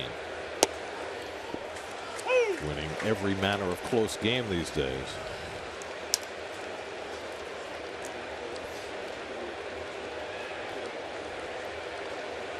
DeGrom ahead 0-2. And Hernandez lays off the curveball. Dodgers now have fallen 4.5 behind the Giants in the NL West. Well, someone needs to win that division if they want to go into the postseason. And there's not a wild card coming out of the West. Hit hard. Oh, a brilliant pickup. And he throws out Hernandez. You know, I keep reading about this subpar Mets infield. I don't know what the numbers in the advanced metrics say, but this guy is having a great defensive season. It's a beautiful play right there. Purely reactionary. He has made all the plays. Beautiful backhand. Well done. Well, this might not score high, Gary, but this is like trying to catch a bullet with your glove. And he did it. Well, he's made every manner of play, and he's done it brilliantly. Here's Utley getting the Utley treatment. Utley has walked and delivered a sacrifice fly for the Dodgers' only run so far tonight.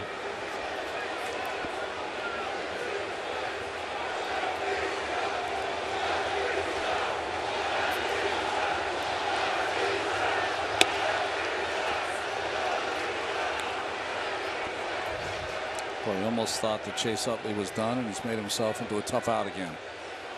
37 years old now. Hit just .212 last year between the Phillies and the Dodgers. I wonder if it has anything to do with, you know, he's a Southern California kid back at home towards the end of his career. I don't know. I think also, you know, he's a guy who's always been a run producer, and he's been put in a different role, much as Curtis Granderson was. And he's responded to it.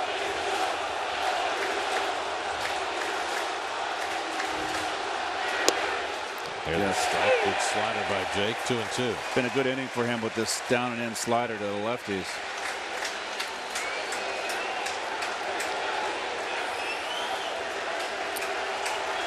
Fans are having their say. 2-2. Up and away. Full count.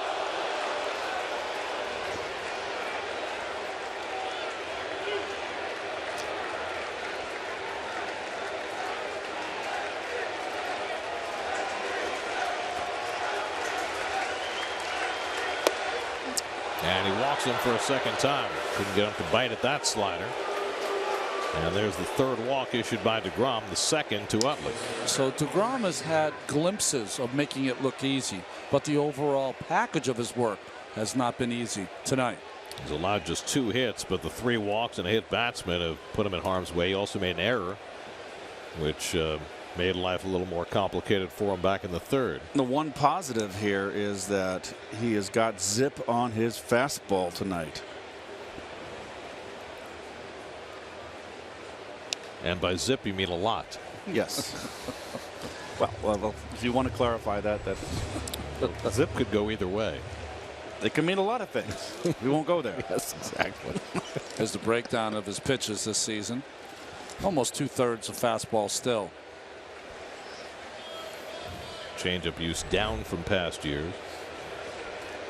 Seager is 0 for 2, a strikeout and a double play ball. And the changeup misses. 1-1. Hasn't had much command of that pitch. It's got a good change of pace, but it doesn't have a lot of movement on it. Justin Turner would be next. Seager's got a big uppercut. You can pop him upstairs.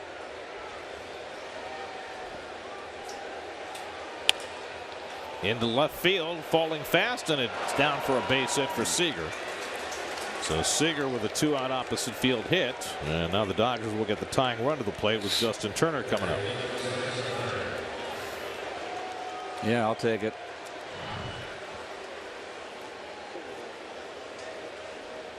Ate him up a little bit inside. Inside out.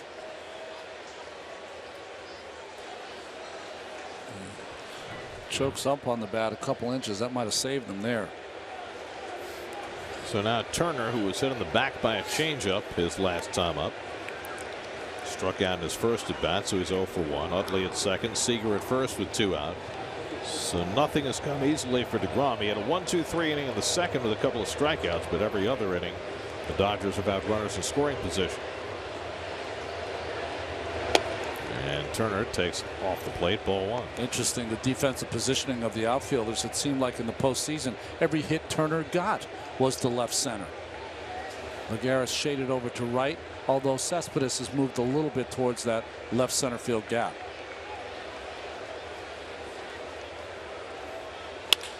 Hit sharply, but right at Cabrera. Goes the short way, and that retires the side. And DeGrom finds his way out of trouble for the 3rd straight inning.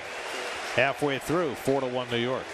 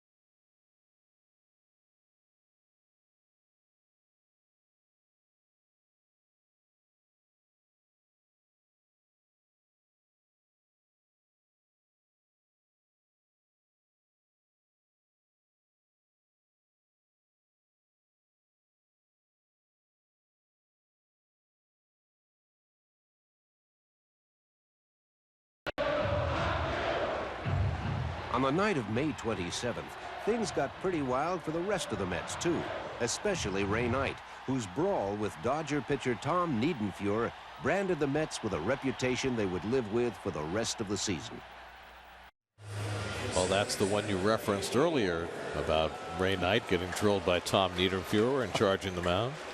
Me and Keith are right in there. I'm on Keith's back as we're getting David Palmer. By the way, that was not the best shot that Ray Knight got in during the season. No. His one-punch takedown of Eric Davis was the sight to behold. I love the way Ray just threw his bat down, though. Joe Blanton on to pitch in the bottom of the 5th for the Dodgers. That opponent's average, 141. This may be the best Joe Blanton has ever pitched. Well, he looks in fantastic shape. He's gotten rid of that big overhand kind of slow curveball, and now his fastball hard slider. Blanton, now 35 years old, former starting pitcher, has settled into a role in the bullpen.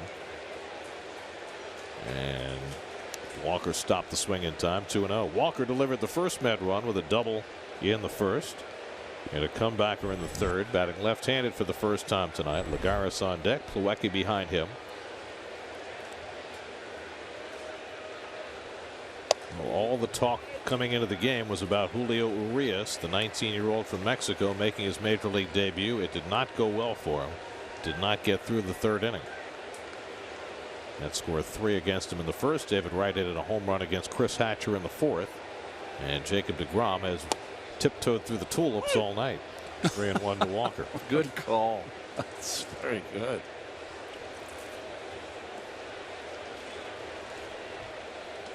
How did that act fly?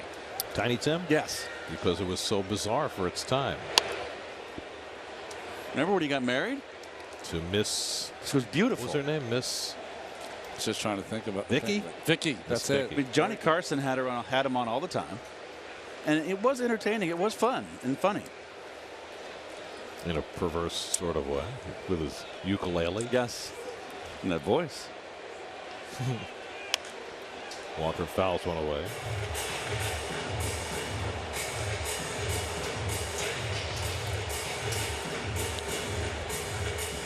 Sometimes playing against expectations works really well.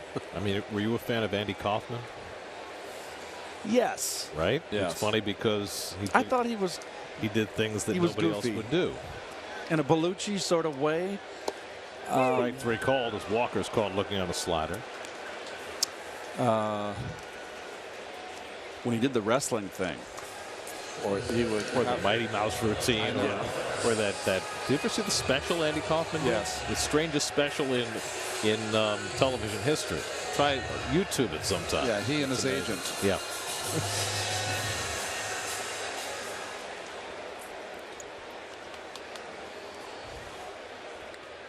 Juan Lagares is 2 for 2. He's driven in 2 runs tonight. And he takes the breaking ball off the plate.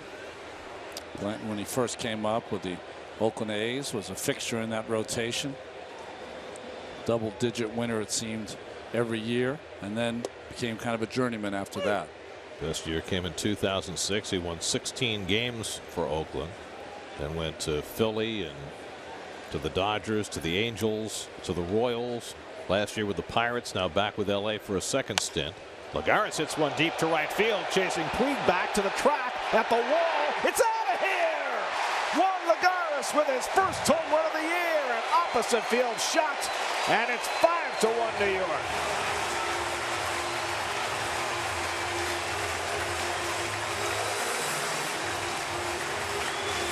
Big night for Juan Lagares. His third hit, his third RBI.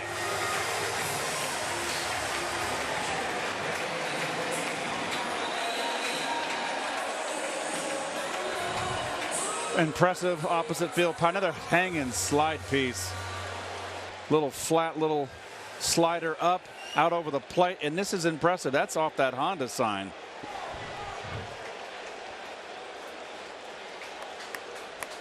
You know how I feel about Hondas.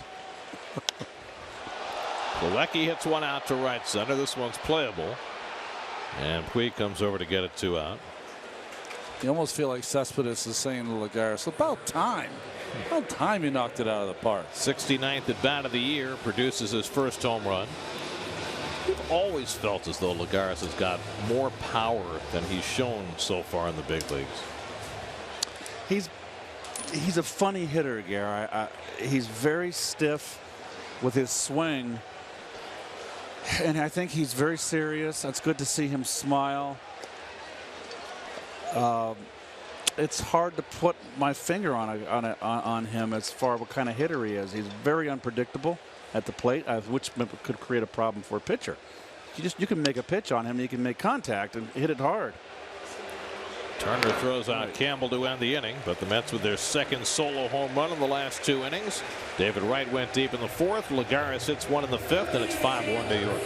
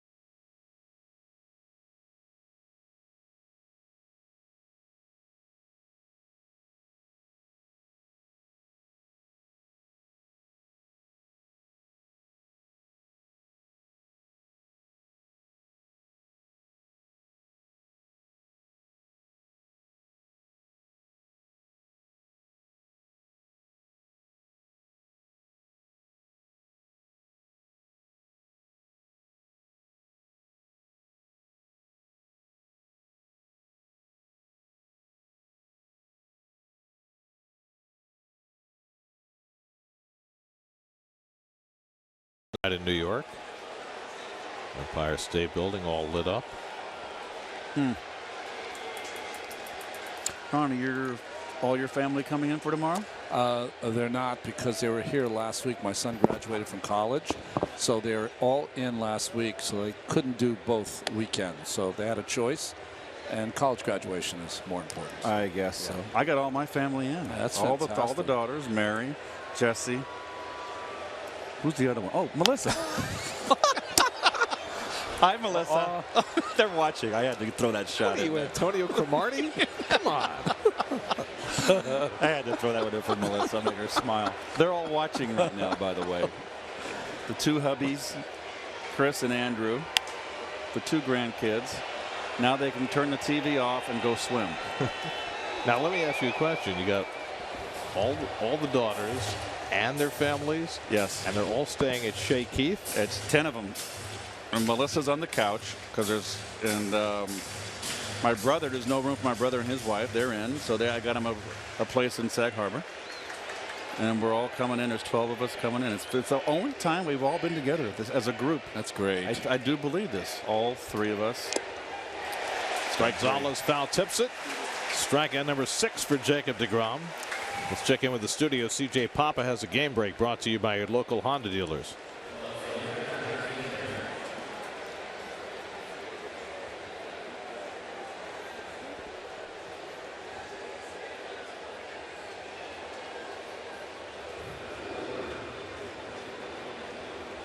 Scherzer is a great pitcher, but the last 2 years he's been a home run machine. 14 or 15 home runs now he's given up, and Piscotty is having a monster year. He is, and they've needed that because they've had so many guys underperform for the Cardinals.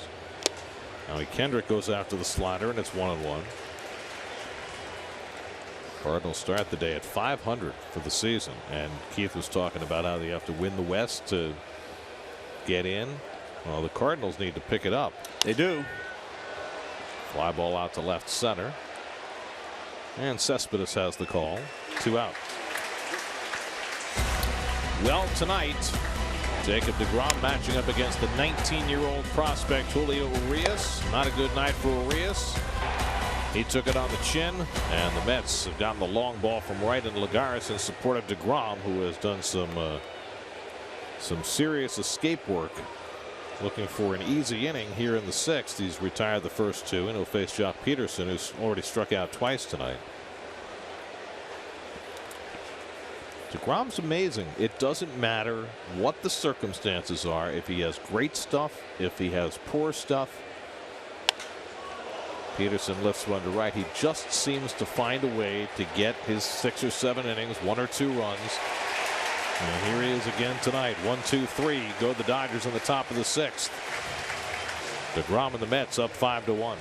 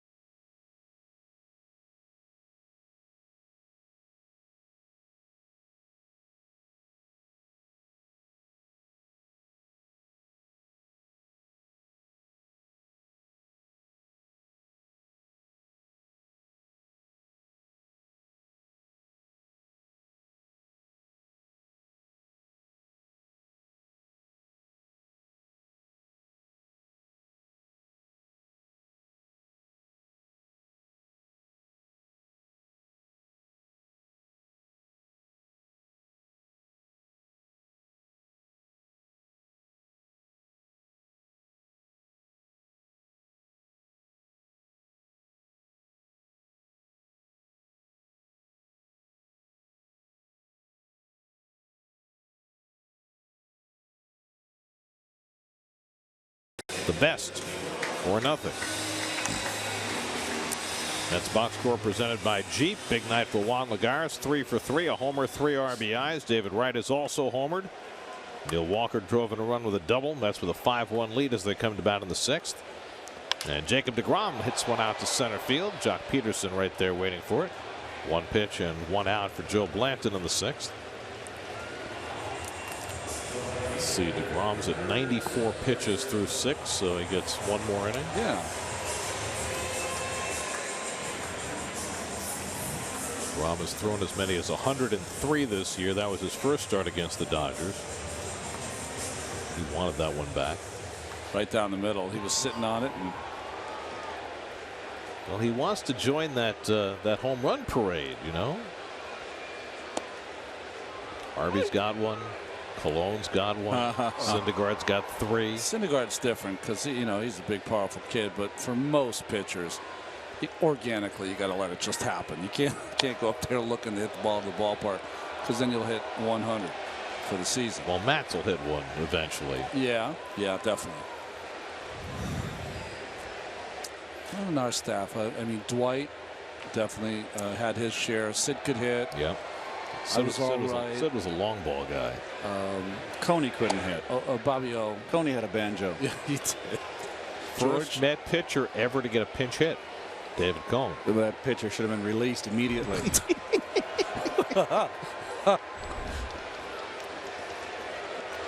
Granderson 0 for 2 and a walk, and he flails at that slider, and Blanton has his 2nd strikeout. 3rd time Granderson's been struck out tonight. Boy, that walk with his bat there. That's the first time I've seen Curtis Granderson dejected. He's such a positive personality, but this is not the kind of swing you usually see from Grandy. Strikeouts have become prevalent in the game, and we've gotten used to that. But you can't even describe what Houston did to Baltimore the last 3 days. Astros pitchers struck out 52 batters in a 3-game series, which is a major league record. By half a dozen, they broke the record. Kendrick, now we mentioned earlier, this is only his 9th game out in left field. He's checking this. Oh, that's cheating. Wilmer Flores usually keeps that piece of paper under his hat.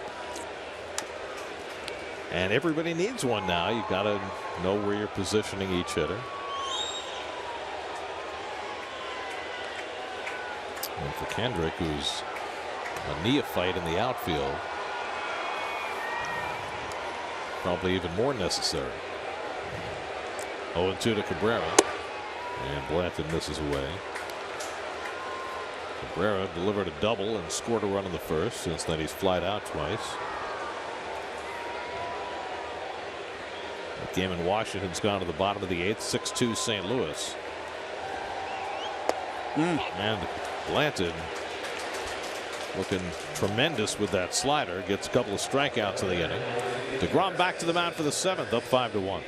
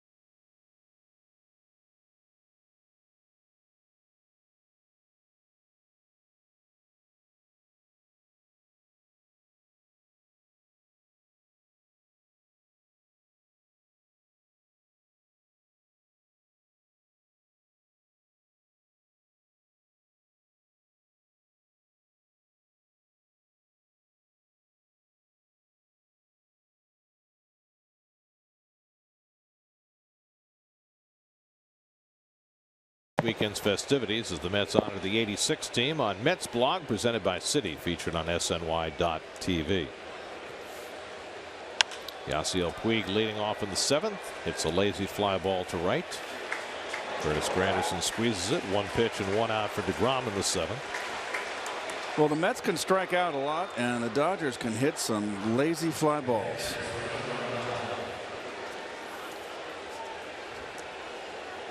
There's Grandal, who had a bloop single in the 3rd, 1 for 2 on the night. When you look at the overall numbers, I'm a little surprised to see the Dodgers are in the top half of the National League in runs scored, because the games we've seen them this year, even though they split the 4-game series with the Mets in LA, they have not looked that potent as an offensive team. 2 pitches and 2 outs for DeGrom to start the 7th inning. Beautiful. New York Mets baseball on SNY is brought to you by Geico, the #1 insurer in the New York market, by the NYU SPS Masters in Sports Business, and by Sleepy. Shop Sleepy's 3-day doorbuster weekend with special Memorial Day deals every day, the only mattress professionals. Okay, now Carl Crawford's going to come up to pinch hit. They say you can't swing at the first pitch if the first 2 hitters have made an out on 1 pitch, but they always tell pinch hitters to swing at the first strike they see. I think that as a pinch hitter, you got to swing the bat.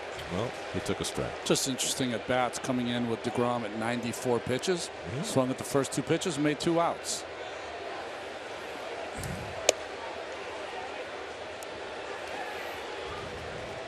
Thank you very much, Jacob says. Well, certainly will ease his way through this 7th if he can get Crawford. And he gets ahead of him 1 and 2. It's been a waste of a season so far for Crawford. Really, go back to when he signed that big contract with the Red Sox. Very little has gone right for Carl Crawford. He was a star in Tampa Bay. One of the more dynamic players in the game. And he strikes out on the curveball. 7 strikeouts for DeGrom. He has himself a 6-pitch inning. Stellar effort by DeGrom. Stretch time, 5-1 New York.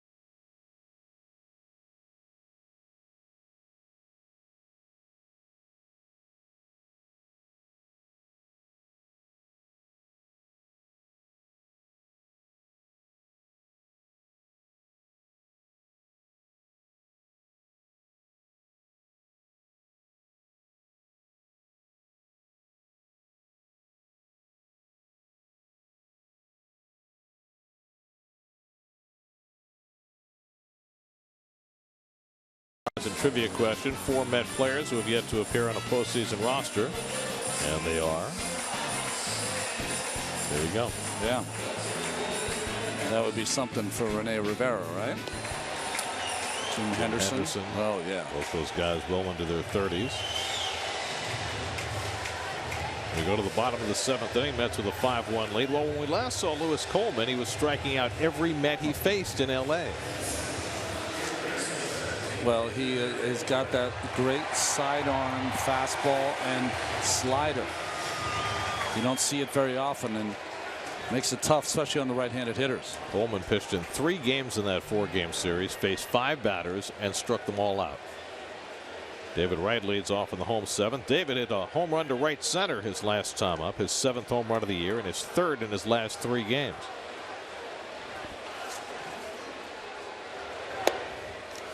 It's not a game for the Mets this year unless they hit a couple of home runs. Yep.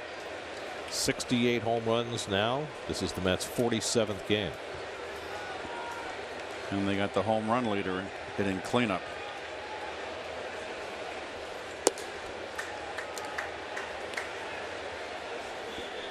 Cespedes, the aforementioned home run leader. Walker behind him.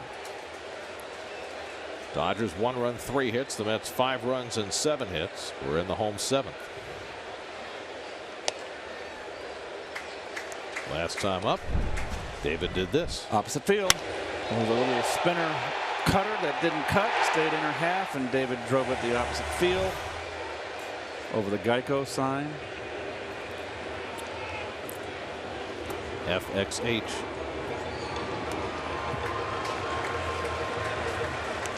So you got a car in and the insurance in one game.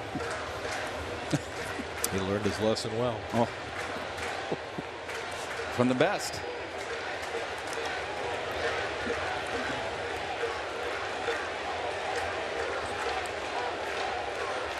Did we see if DeGrom got handshakes? I don't think he did. No one up in that bullpen either. At a 6-pitch top of the 7th, leaving him at an even 100 for the night. Well, no one's up in the pen. And he is one of those guys that can kind of kid around and smile in between innings, not super serious. And the slider in for a call 3rd strike. Right caught looking. So that's 6 batters Coleman's faced against the Mets and 6 strikeouts.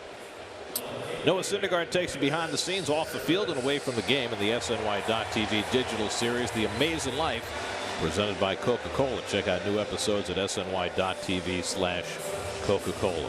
I am betting, Ronnie, that you never smiled sitting on the bench between innings when you were pitching. I was very serious. Yes, you were. It wasn't even on the day of. I mean, the day of pitching, Gary. I was so miserable and made everyone around me miserable. No, you didn't. No, I'm talking about family. Oh, yeah, not at the ball. That's a different thing. Yeah, I thought we were family. Different kind. It's funny because you tell me stories that you see Jerry Blevins up. Al Leiter, he could talk with anyone and kid with anyone on the day he pitched. He would hold court in front of his locker. He'd have 5 or 6 people sitting around him just gabbing away.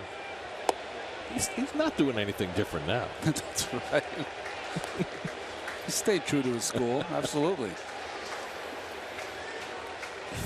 When's he running for office? Got to be soon. Next cycle, probably. Probably thought about it halfway through this cycle. Yeah, sure. Anybody can run. Little old funky side armor, tough on righties. The one thing about these guys that are a little semi-Laredo is that their breaking stuff tends to stay flat because their delivery is almost sidearm. But for a right-hand hitter, tough. Now, Laredo is used. I mean, I love that phrase. I mean, that word. Laredo's because South Texas, right? Right. First guy I heard that referred to was David Cohn. Right. Drop down Laredo. The famous ballad, Streets of Laredo. Well, Coleman continues this incredible run. 7 Met batters faced, 7 Met batters struck out. Slider, tough to lay off. Is that Marty Robbins? Marty Robbins sang it. Also, Frankie Lane sang it. A lot of Western, the old cowboy ballads. It's really a beautiful song. It's about an old cowboy gunslinger he's dying. Bang the drum slowly.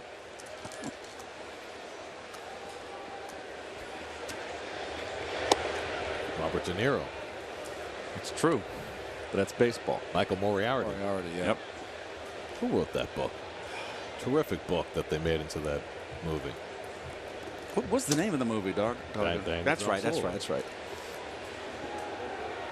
Walker 1 for 3 tonight, and he takes inside from Coleman 2-0. Always the test is you can see if these Laredo pitchers can get the left-handers out, but Thrown across his body, Ron. across his body, he's not like all the way down, kind of more sidearm.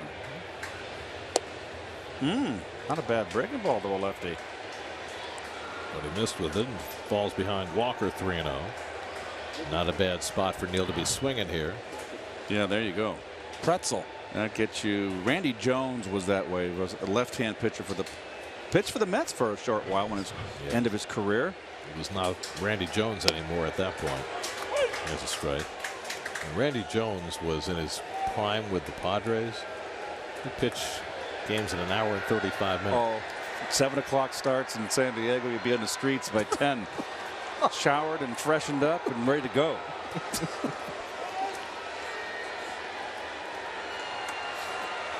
Match him up against Jim Cott.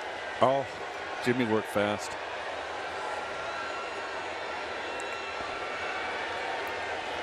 Three and one to Walker with 2 out. And he slams that into right field. Puig will have to play it on a hop. And Walker's got his second hit of the night.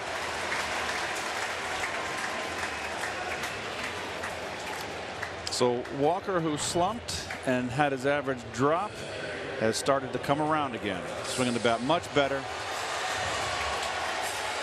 10 for 30 in his last 9 games now. Mark Harris was the author of Bang the Drum Slowly. Harris, okay. Somebody texted me that, and I have no idea who it was. Oh, really? Yeah, it came up as a phone number I've never seen before. Maybe everyone has your number by now, Gary. It has been 11 years. Probably a problem. Well, Lagares working on a big night. 3 for 3, a homer, 3 RBIs. Delivered a 2-run single in the first inning, a single in the third, and then an opposite field home run in the fifth, his first home run of the season. So the Mets have finally broken through against Lewis Coleman. Somebody didn't strike out. Walker with the 2-out hit.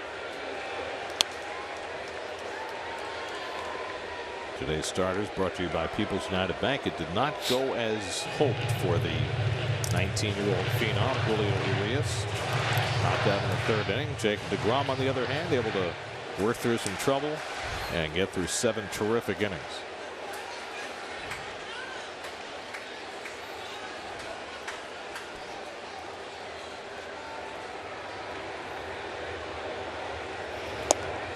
Lagares tries to stop the swing, and he does. 2-1. Adam Hamari, the young umpire at first base, making the call. You like these new short sleeve shirts the umpires have? They're richer blue than they've had in the past. Yeah, I don't mind them. Do you, Ronnie? They're fine. I didn't even notice. I have a little problem with the color because it's hard for me to see, but I do. They look a little tighter and well, they more fit. And they got those black interior stripes, Yeah, which I think also make them stand out. It's a nice look. I broke them out the other day when the weather finally warmed up. 3-1 to Lagares, and he takes a strike, a slider that just caught the corner. I never liked the old look when the American League, when they had the burgundy sport coats. Yeah, those were terrible. Ron Luciano in burgundy. In the dark gray pants. That was not good. It was not a good uniform. That ball looks like it almost starts behind Lagares. Now Walker will be in motion. Gonzalez playing behind him. 3-2, 2 out. And Lagares pokes one in the air, shallow right. That could fall. Here comes Puig, and he makes a nice running catch. That's all that stood between Lagares and 4 for 4. Puig coming a long way to catch that ball just inside the line. That ball was fair too, and what a play. After 7, 5-1 New York.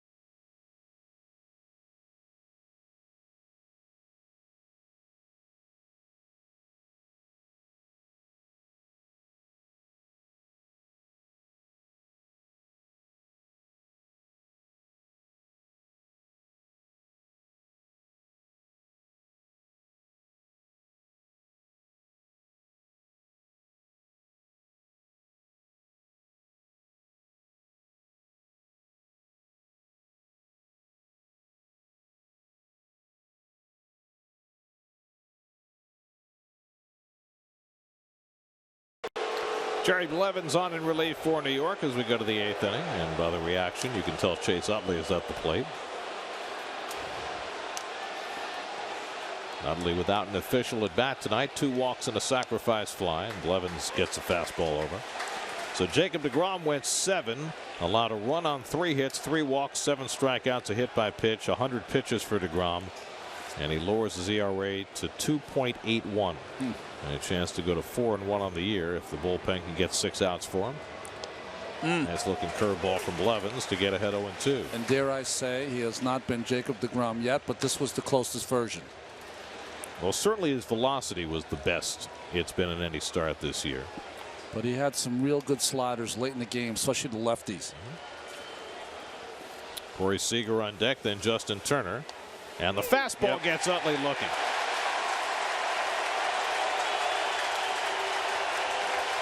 Well, you look for the breaking ball because he's a breaking ball pitcher, and he can sneak one right by you as he did there to Utley. Of all the strikeouts tonight, that one draws the greatest cheer.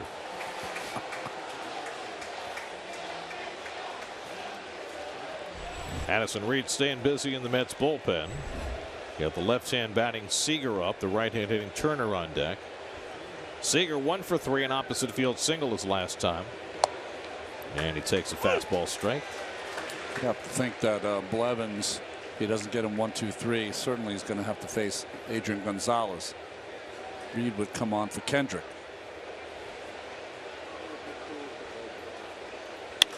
Hit hard, base hit for Seager. Takes another one to the opposite field.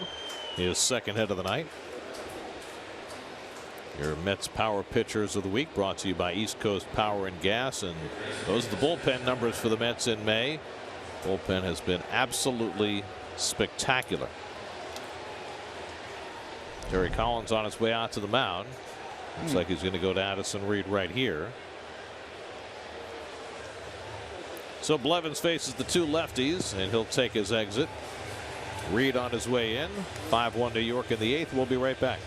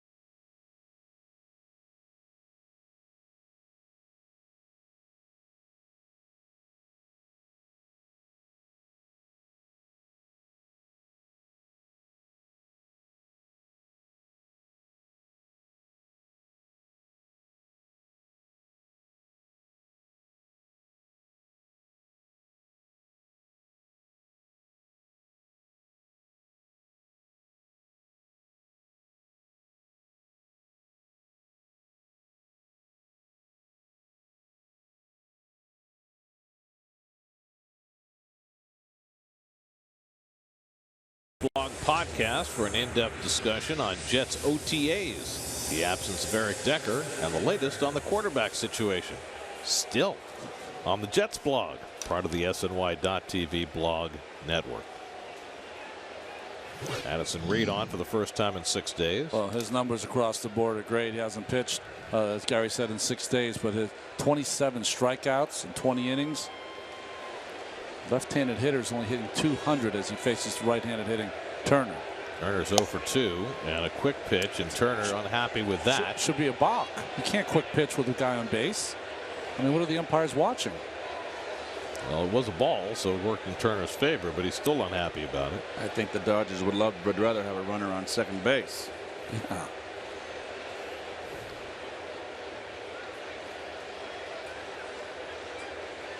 Well, this is something that Reed has been doing with great frequency, altering his rhythm coming to the plate out of the stretch. That's a ball. It's just a brain cramp. Jeez. I think he didn't realize there's a guy in first. You just can't do that. What's with the umps? They all missed it. Wake up. But you know what? He's been doing that recently, and they don't call it. Well, they better. You can't do that. In fact, that's the second balk that they've missed today. Urias balked when he was out there in the second inning.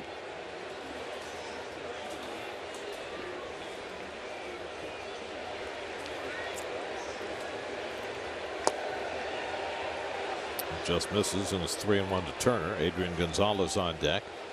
Turner gets on. This inning becomes way too interesting for Addison Reed with the power of Gonzalez next. Seager at first and 1 out, and Turner pops one up right along the line. And Granderson. Oh, tough one. Walker can't get to it.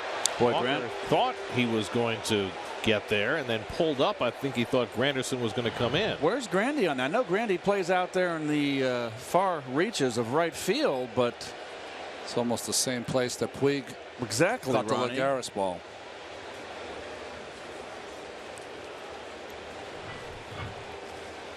So it falls as a mere foul ball and prolongs the turn at bat for Turner. That's a big out up there.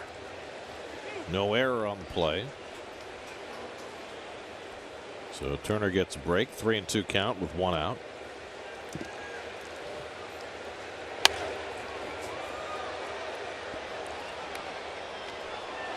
Final in Washington. Cardinals beat the Nats 6-2 behind Jaime Garcia. So the Mets with a win tonight can move into a virtual tie for first place with the Nats.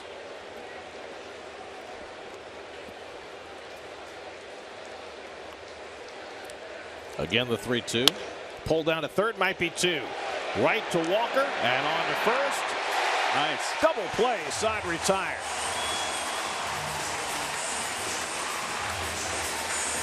Oh, that's Gunslinger Reed gets his double play. Still 5-1 New York. Love the way he tips that hat. Nolan Ryan did that. Noli.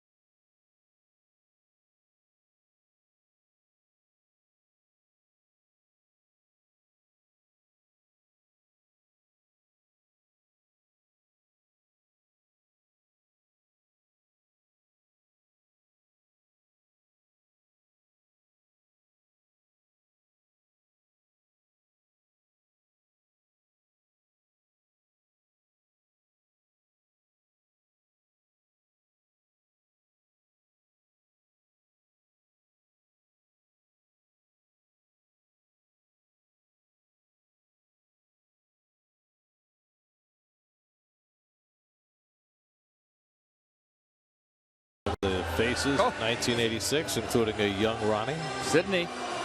Oh. Bobby O. Oh. Rick Aguilera. 3 Caballeros. Dwight Gooden. Roger McDowell. Jesse Orosco. Pretty good staff. You guys could pitch. Now time for greater coverage of baseball, brought to you by T-Mobile. Now look at those numbers. Bobby O led our staff in wins that year. You know, what was funny is that we didn't show any of the other relievers because it really was Jesse or Roger out there almost every night. Well, J.P. Howell took the mound for the Dodgers to start the inning, but apparently he's got an issue. I think it's a glove issue that maybe the trainer's going to help him with. Why would the manager be out there? Just asking for the umpires to. Or maybe he's taking, you know, sometimes they have the wrong kind of sleeves, or we saw Bryce Harper the other day cut his batting gloves up. He went up with batting gloves the first 2 or maybe 3 at bats. Didn't get a hit. Took the batting gloves off for the next at bat, hit a home run. Yeah, he hit it 473 feet. And then when he got back to the dugout, he cut the batting gloves into shreds.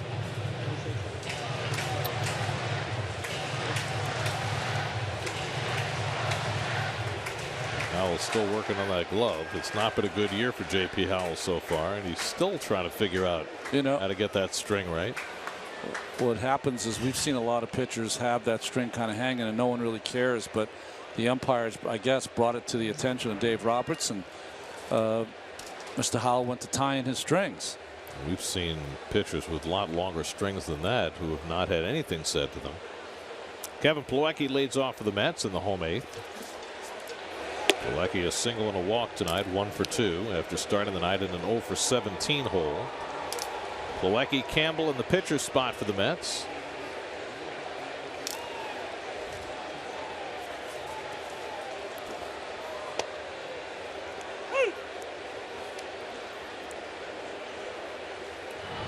We talked a little bit. There's the string we were talking about. Yeah, that's got to be tied up, or at least part of it cut off. Nubbed out towards second, and Utley charging. Throws out Plawecki, 1 away.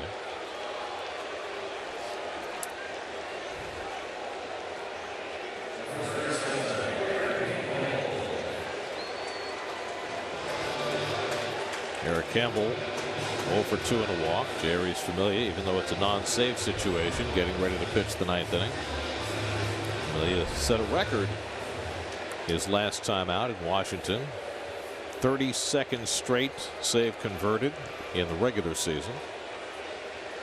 Broke a record that had been held by Billy Wagner. Well, you asked before if there's a little more heat on in the first 2 games when you're facing Clayton Kershaw in Sunday's game. I wonder if that's a decision made. Familia comes in with a 4-run lead. Well, you figure you got Syndergaard tomorrow, so you have the advantage going into that game, and maybe you won't need Familia. And then Sunday, well, you're hoping to get the first 2 games of the series before you face Kershaw. Yeah, the way Kershaw's going, you won't need Familia on Sunday. Well, you certainly got your work set out for you with Kershaw. It'll be, you go to bed at night, forget about it, come to the ballpark. Ty Kelly on deck to pinch hit. And Sunday day game, cup of coffee, got my work cut out for me. This one's an 8 o'clock game, though. So it's 8. Well, you can still have coffee. all day, be a little jumpy by the end, wouldn't you? There he is. What a pitcher. Texan. Former offensive lineman for Matthew Stafford in high school. So he was the center, wasn't he? Wouldn't mind having him blocking for you.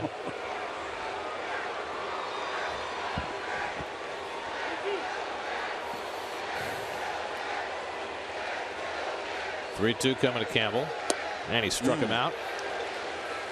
So Howell registers the 12th strikeout for Dodger pitching tonight.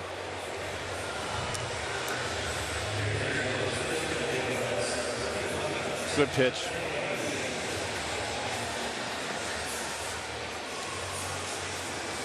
Well, he really has a herky-jerky motion, does Howell, but that's part of his deception. Now Ty Kelly will look for his first big league hit. Got the start against Steven Strasburg in his major league debut on Tuesday night. That was a little unfair. Went 0 for 4 with 3 strikeouts. It's okay. And he pulls one just foul. Coming up tonight, Geico Sports Night after the post game. Dwight Gooden weighs in on Matt Harvey. 86. Did we mention we're celebrating the 86 team this week? I think we mentioned that, and being here at 6:15 tomorrow. And Ryan Fitzpatrick, Jets, Harvard. Again. I hope. I know it's 3 years off. They do the same thing with the '69 Metsies. Can't forget the '69 Metsies. Well, that'll be the 50th anniversary. Yes. You know, a lot of those guys are getting up in years. So? No, I'm saying it's really important to celebrate them at every opportunity. Doggone right. You know, it was terrific in St. Louis. Was in the '70s. We had the Gas House gang. We had Enos Slaughter was still alive. Terry Moore, Johnny Mize. It was great to see those guys. The 1934 team. And the 30. Was it 37? No, it wasn't. The 42 they won. 44. So Terry Moore was still playing then. But 34 was the year the Gas House gang won it. Back to Powell. He locates it. Makes the strong throw. That's as fast a pitch as he threw. The ball thrown to first base. Talk about laying an egg. Powell wrestled this one to a draw. I got it. Oh, jeez. All right, put a 10 over. Wasn't quite Chad Qualls, but it was pretty cool. Bring on the Dancing Bears.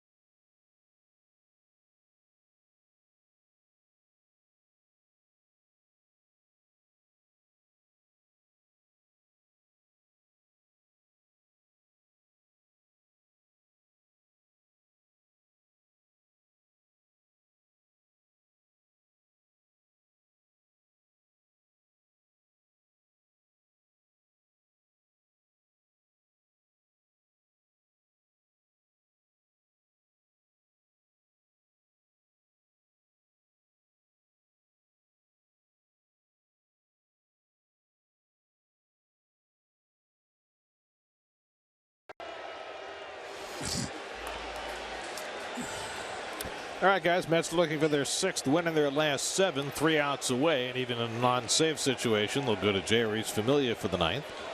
Well, just his numbers are fantastic. 4-run lead. Want to get the first game of the series, bring in your best. Adrian Gonzalez leads off the 9th inning for L.A. And he swings at the first pitch down by 4 runs and fouls it off. That doesn't make sense, does it? No, unless your manager says guys go up there and hack.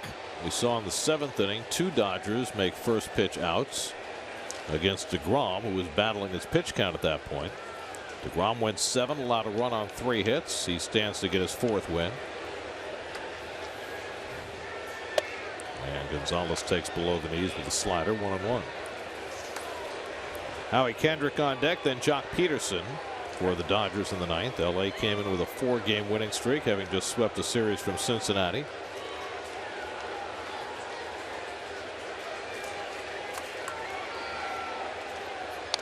Do you believe, Keith, in the theory that for West Coast teams or even for East Coast teams, their first game coming east is always their toughest?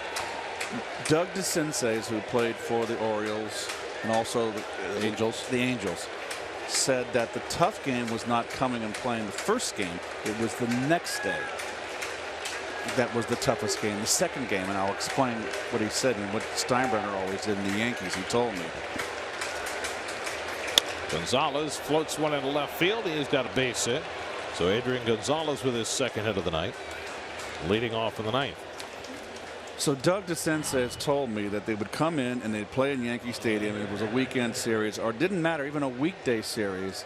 Be a night game, and they were fine, and they'd usually play well. Steinbrenner would always have scheduled a day game the second day. They'd get in, they had the night game, have to get up early, and he said they were just flat as a pancake that game. So you don't think it goes the same way if that second game is a night game? I don't know. All I know, it was easy to travel west. You never had a problem going west, right? Right. You had always, no matter what, we flew back, even if it was a day game, and we got back at midnight, 1 o'clock, night game, forget it. We get in with rush hour traffic. That first game after the off day, which would be the second day, right, was, I don't care what you did, you were flat. It was a tough game. I always thought that when West Coast teams come to New York, it is the city that never sleeps, and sometimes they test that. Well, that's true with every visiting team. Right. 1-1 to Kendrick, and it's taken high, 2-1.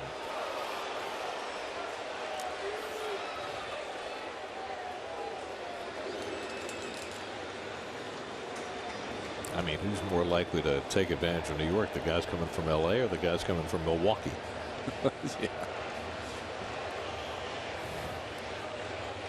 Kendrick 0 for 3 tonight, and he bounces one slowly. Right has to charge, and he'll let it roll, and it stays fair. And it's an infield hit for Kendrick, and all of a sudden the Dodgers have something working here in the ninth. This is reminiscent of Familia's last outing. That's right. First two guys got on, Jason Worth and Daniel Murphy. I mean, it's hard to top a ball like that and not have it go foul. Nothing to do but pick it up and put it in your pocket. So Jock Peterson comes up with 2 men on. Dodgers need one more base runner to get the tying run to the plate. Peterson has struck out twice and flying to right, 0 for 3. Gonzalez at second, Kendrick at first, and nobody out.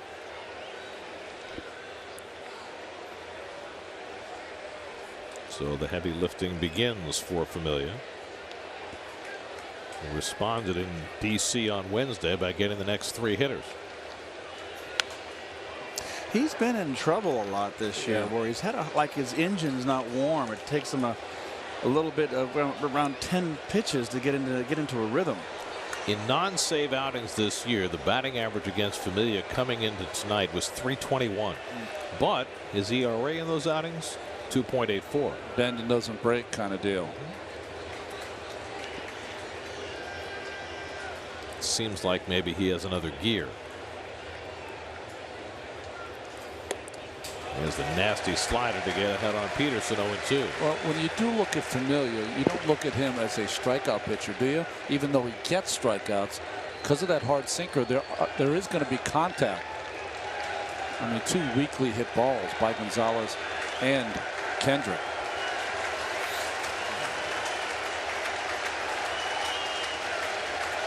He's ahead on Peterson, 0-2, with the Yasiel Puig on deck.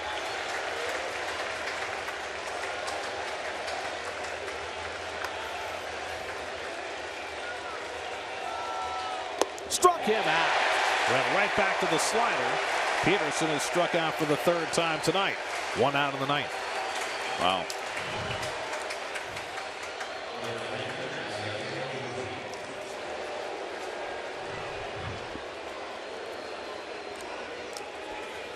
Now Puig was 0 for 2 in a walk tonight. Scored the only Dodger run back in the 3rd inning.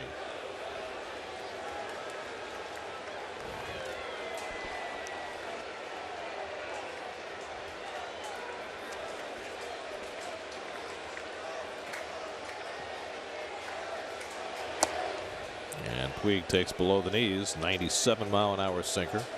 Ball 1. In Los Angeles, Familia got him with that sinker down and in against Puig. Gonzalez at second, Kendrick at first. Dodgers 0 for 6 with runners in scoring position tonight.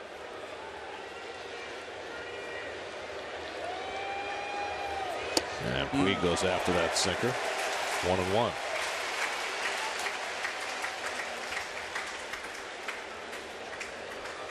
Yasmani Grandal waiting on deck.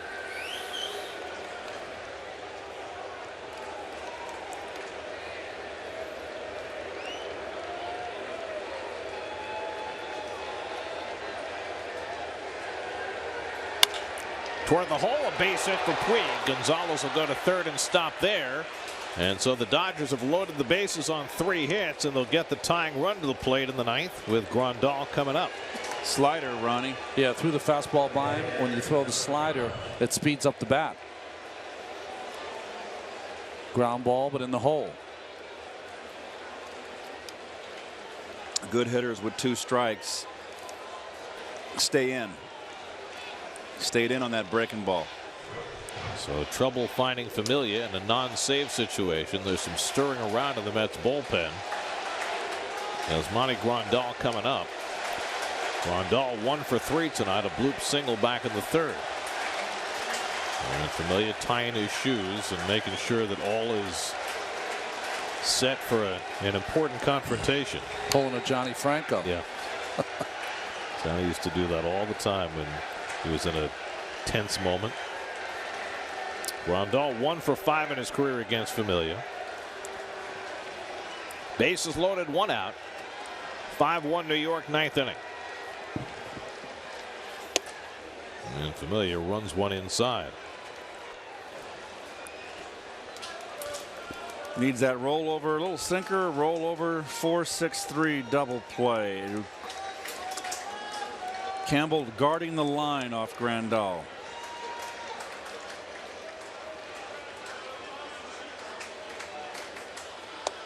There you go. It's off the outside corner, 1-1. Trace Thompson, who beat the Mets with a walk-off home run in L.A., standing on deck. There's the defense right there, as you can see. Campbell guarding that line. He did not do that the other day in Washington.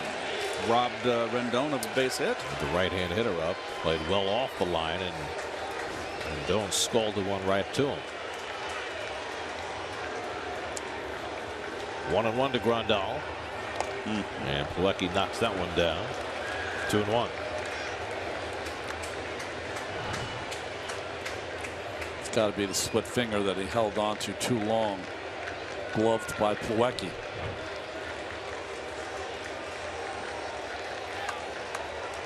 Hard-working inning for Familia. 3 hits have loaded the bases. 2-1 coming. And Grandal takes a high strike. Wow, that's a bad call right there in a tough spot. That changes the whole complexion of this at bat. This is above the letters. That is not a strike. Wow. We've seen a couple of those called by Dan Bellino tonight. This one goes Familia's way, and Dave Roberts none too pleased. Now it's 2-2 to Grandal.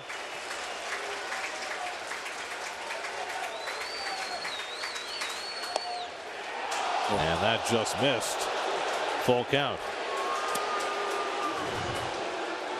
That's high. I mean, that last pitch was better than that pitch. And if Bellino had called the last pitch, that whole Dodger dugout would have been on the field. So maybe evened it up. So now it's 3-2. Tying run at the plate in a 5-1 game. And he walked him to force in a run. Wow. So after 3 singles, a walk to Grandal forces in Gonzalez. That makes it 5-2 New York and puts the tying runs on base. And Dan Worthington will pay a visit to Familia. Is any activity going to be going on out there in that bullpen?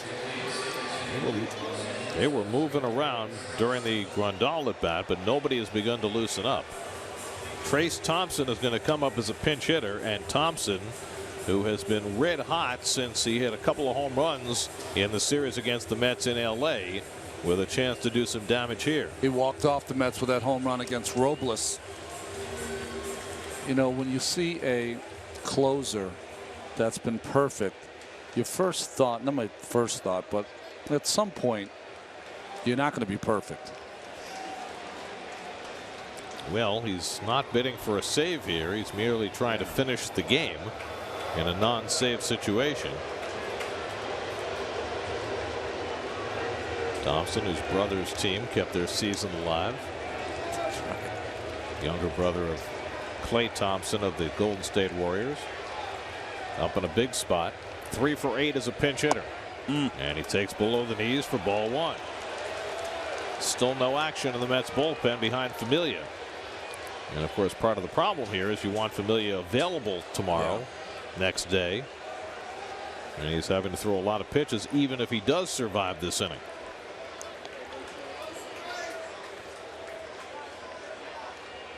One out to Thompson. There's a fastball strike. 98. Now this is the walk-off home run against Robles.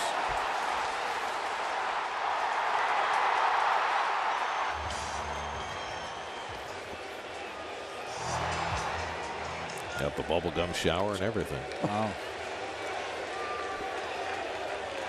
Thompson has 7 home runs this year, including 1 as a pinch hitter. And he swings through that fastball, 1-2. That ball tied him up inside. Remember, the home run he hit against Robles was on the outer part. And of course, Chase Utley is on deck.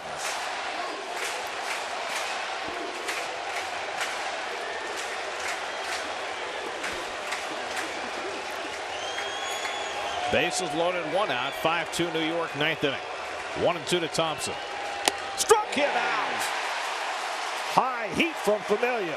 2 men down. Well, that was a good execution by Familia. After he recognized the pitch prior, ate him up inside. He came back with the same exact 2-seamer back in. Good pitch. Well, it's got to Utley, and you didn't want it to get this far. Because Utley, the veteran hitter with pop, we've seen him do enough damage over the years in a Philly uniform. And Utley has done well against Familia, 3 for 7 in his career. So it's come down to this. Utley 0 for 1. He's walked twice and hit a sacrifice fly. Struck out his last time up against Blevins.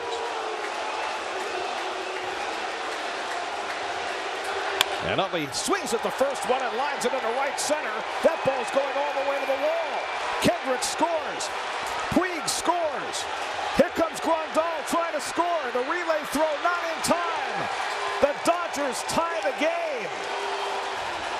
Utley, first pitch swinging, delivers the extra base hit, brings home 3. The Dodgers have scored 4 against Familia in the 9th to get even at 5-5.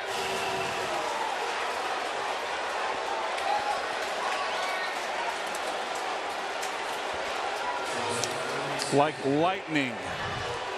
First pitch, not wasting any time. Too much plate. Ripped. That little hockey swing of Utley into the gap. And even with the outfielders playing no doubles, it still found the gap and got to the wall and got the slow-footed Grandal all the way home from first. And now, with the go-ahead run at third, Familia almost throws a wild pitch. Grandal scores the tying run. Remember, Utley in his last at-bat took that fastball for strike 3 looking. Wasn't waiting around in that at-bat. So in a non-save situation, Familia has blown a 4-run lead. Seager takes a slider for a strike.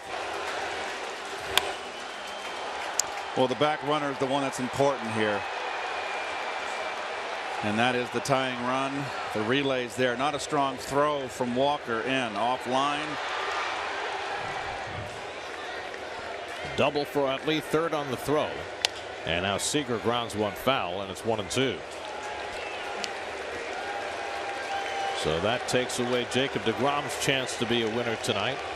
deGrom with 7 terrific innings But Familia, who's been perfect in save opportunities, imperfect tonight.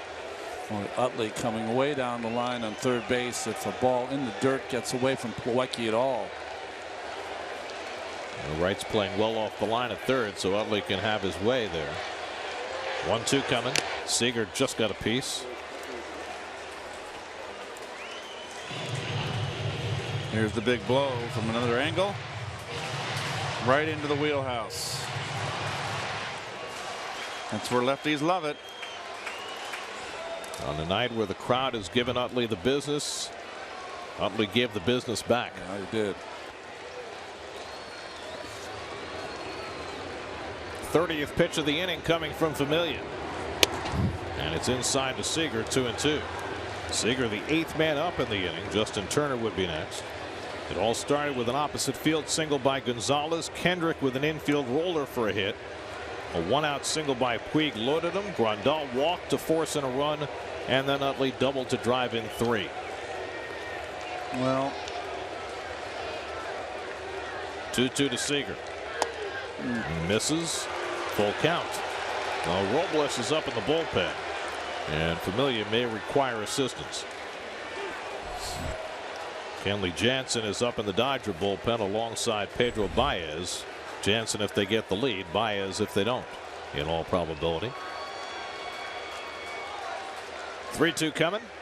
Struck him out to end the inning. 3 strikeouts in the inning for Familia, but not before the Dodgers score 4. Utley's 3-run double gets LA even. Now the Mets will try and win it in their final turn at bat.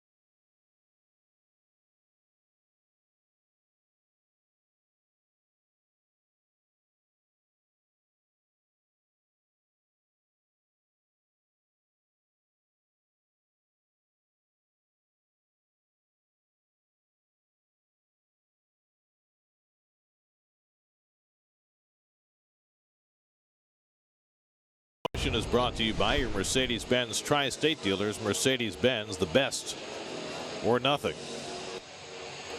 Well, this one appeared to be put away for the Mets. Familia came on in the 9th, could not get the job done. Utley's 3-run double tied the game, and now the Mets will come to bat in the bottom of the 9th. And they'll take on 28-year-old Pedro Baez. Well, we've seen Chris Hatcher, former catcher, now relief pitcher. Pedro Baez, former infielder that's become a pitcher, throws 95 plus. Control can sometimes be an issue. And home runs sometimes an issue too. He's given up 4 of them in 21 innings this year. Curtis Granderson 0 for 3 to walk, 3 strikeouts tonight. Mets have struck out 12 times in 8 innings against Dodger pitching.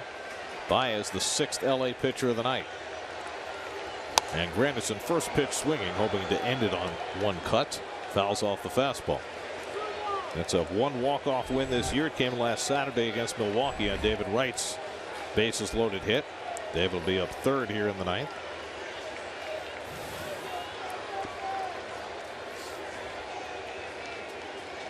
And Granderson hits it in the air, down the right field line, toward the corner, Reed near the pole, and it's out of here! Curtis Granderson wins it with a home run in the bottom of the ninth.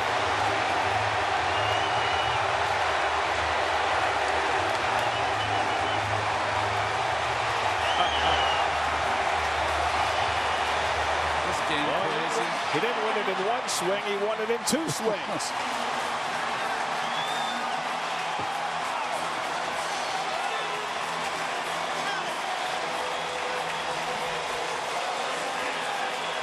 It had been a rough night at the plate for Granderson.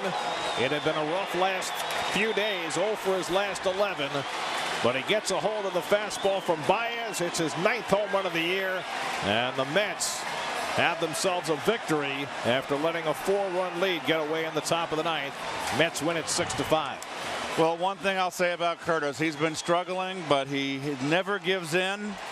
Boy, he gets the barrel out on that one. And this, folks, was a moonshot. This was way up in the air.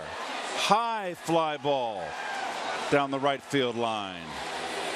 It's only the second walk-off home run of Granderson's career. The first one came 11 years ago for the Detroit Tigers.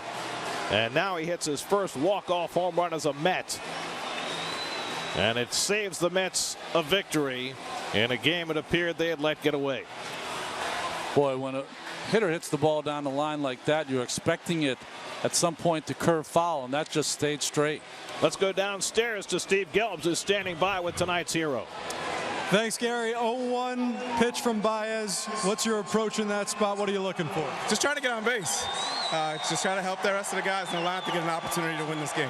Curtis, you had been struggling a little bit here recently. How have you been able to stay so level-headed? You're an old pro, but what have you been dealing with, and how have you been able to get through it here recently? I got a great team and a bunch of great teammates that have continued to do some amazing things to keep us going, to put us in opportunities to win ball games.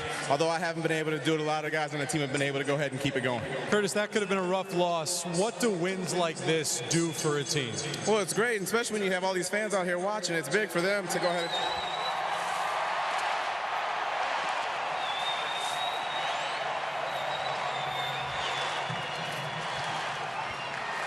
Continue. It's great to get a chance to go ahead and pick up one like that. You know, Familia's one of the best closers in the game. We love having him out there on the mound. We're confident with him every time he takes the ball. We always want to give him an opportunity to go ahead and close it out for us. We were able to pick him up today. Second walk-off home run for you. The first one was 11 years ago. Feels like you were overdue? You know, the throwback days that seem to be happening today. First, we got the 86 Mets that we're celebrating all weekend long, and now I get a chance to do a little flashback with that. Curtis, congrats. Thanks. Thank you. Gary. Curtis Granderson with a huge smile. Tonight's game summary presented by Jeep. Dodgers score 4 in the ninth to get even, but 2 pitches, and Curtis Granderson able to get the Mets a walk-off victory. The Mets' second walk-off win of the year, and the second walk-off home run of Curtis Granderson's career, as the Mets win it 6-5. For every Mets win, the Mets organization is proud to contribute $2,500 to Northwell Health and the Katz Institute for Women's Health. For more information, visit northwellhealth.com/KIWH. This win brings the total contribution so far this season to $70,000. Time for something to smile about, presented by AT&T Cricket Wireless. Smile about that. Inside fastball from Baez. Granderson turns it around, and the Mets are nothing but smiles. And let the seeds fly. Mets win at 6-5. They're now in first place. We'll be right back.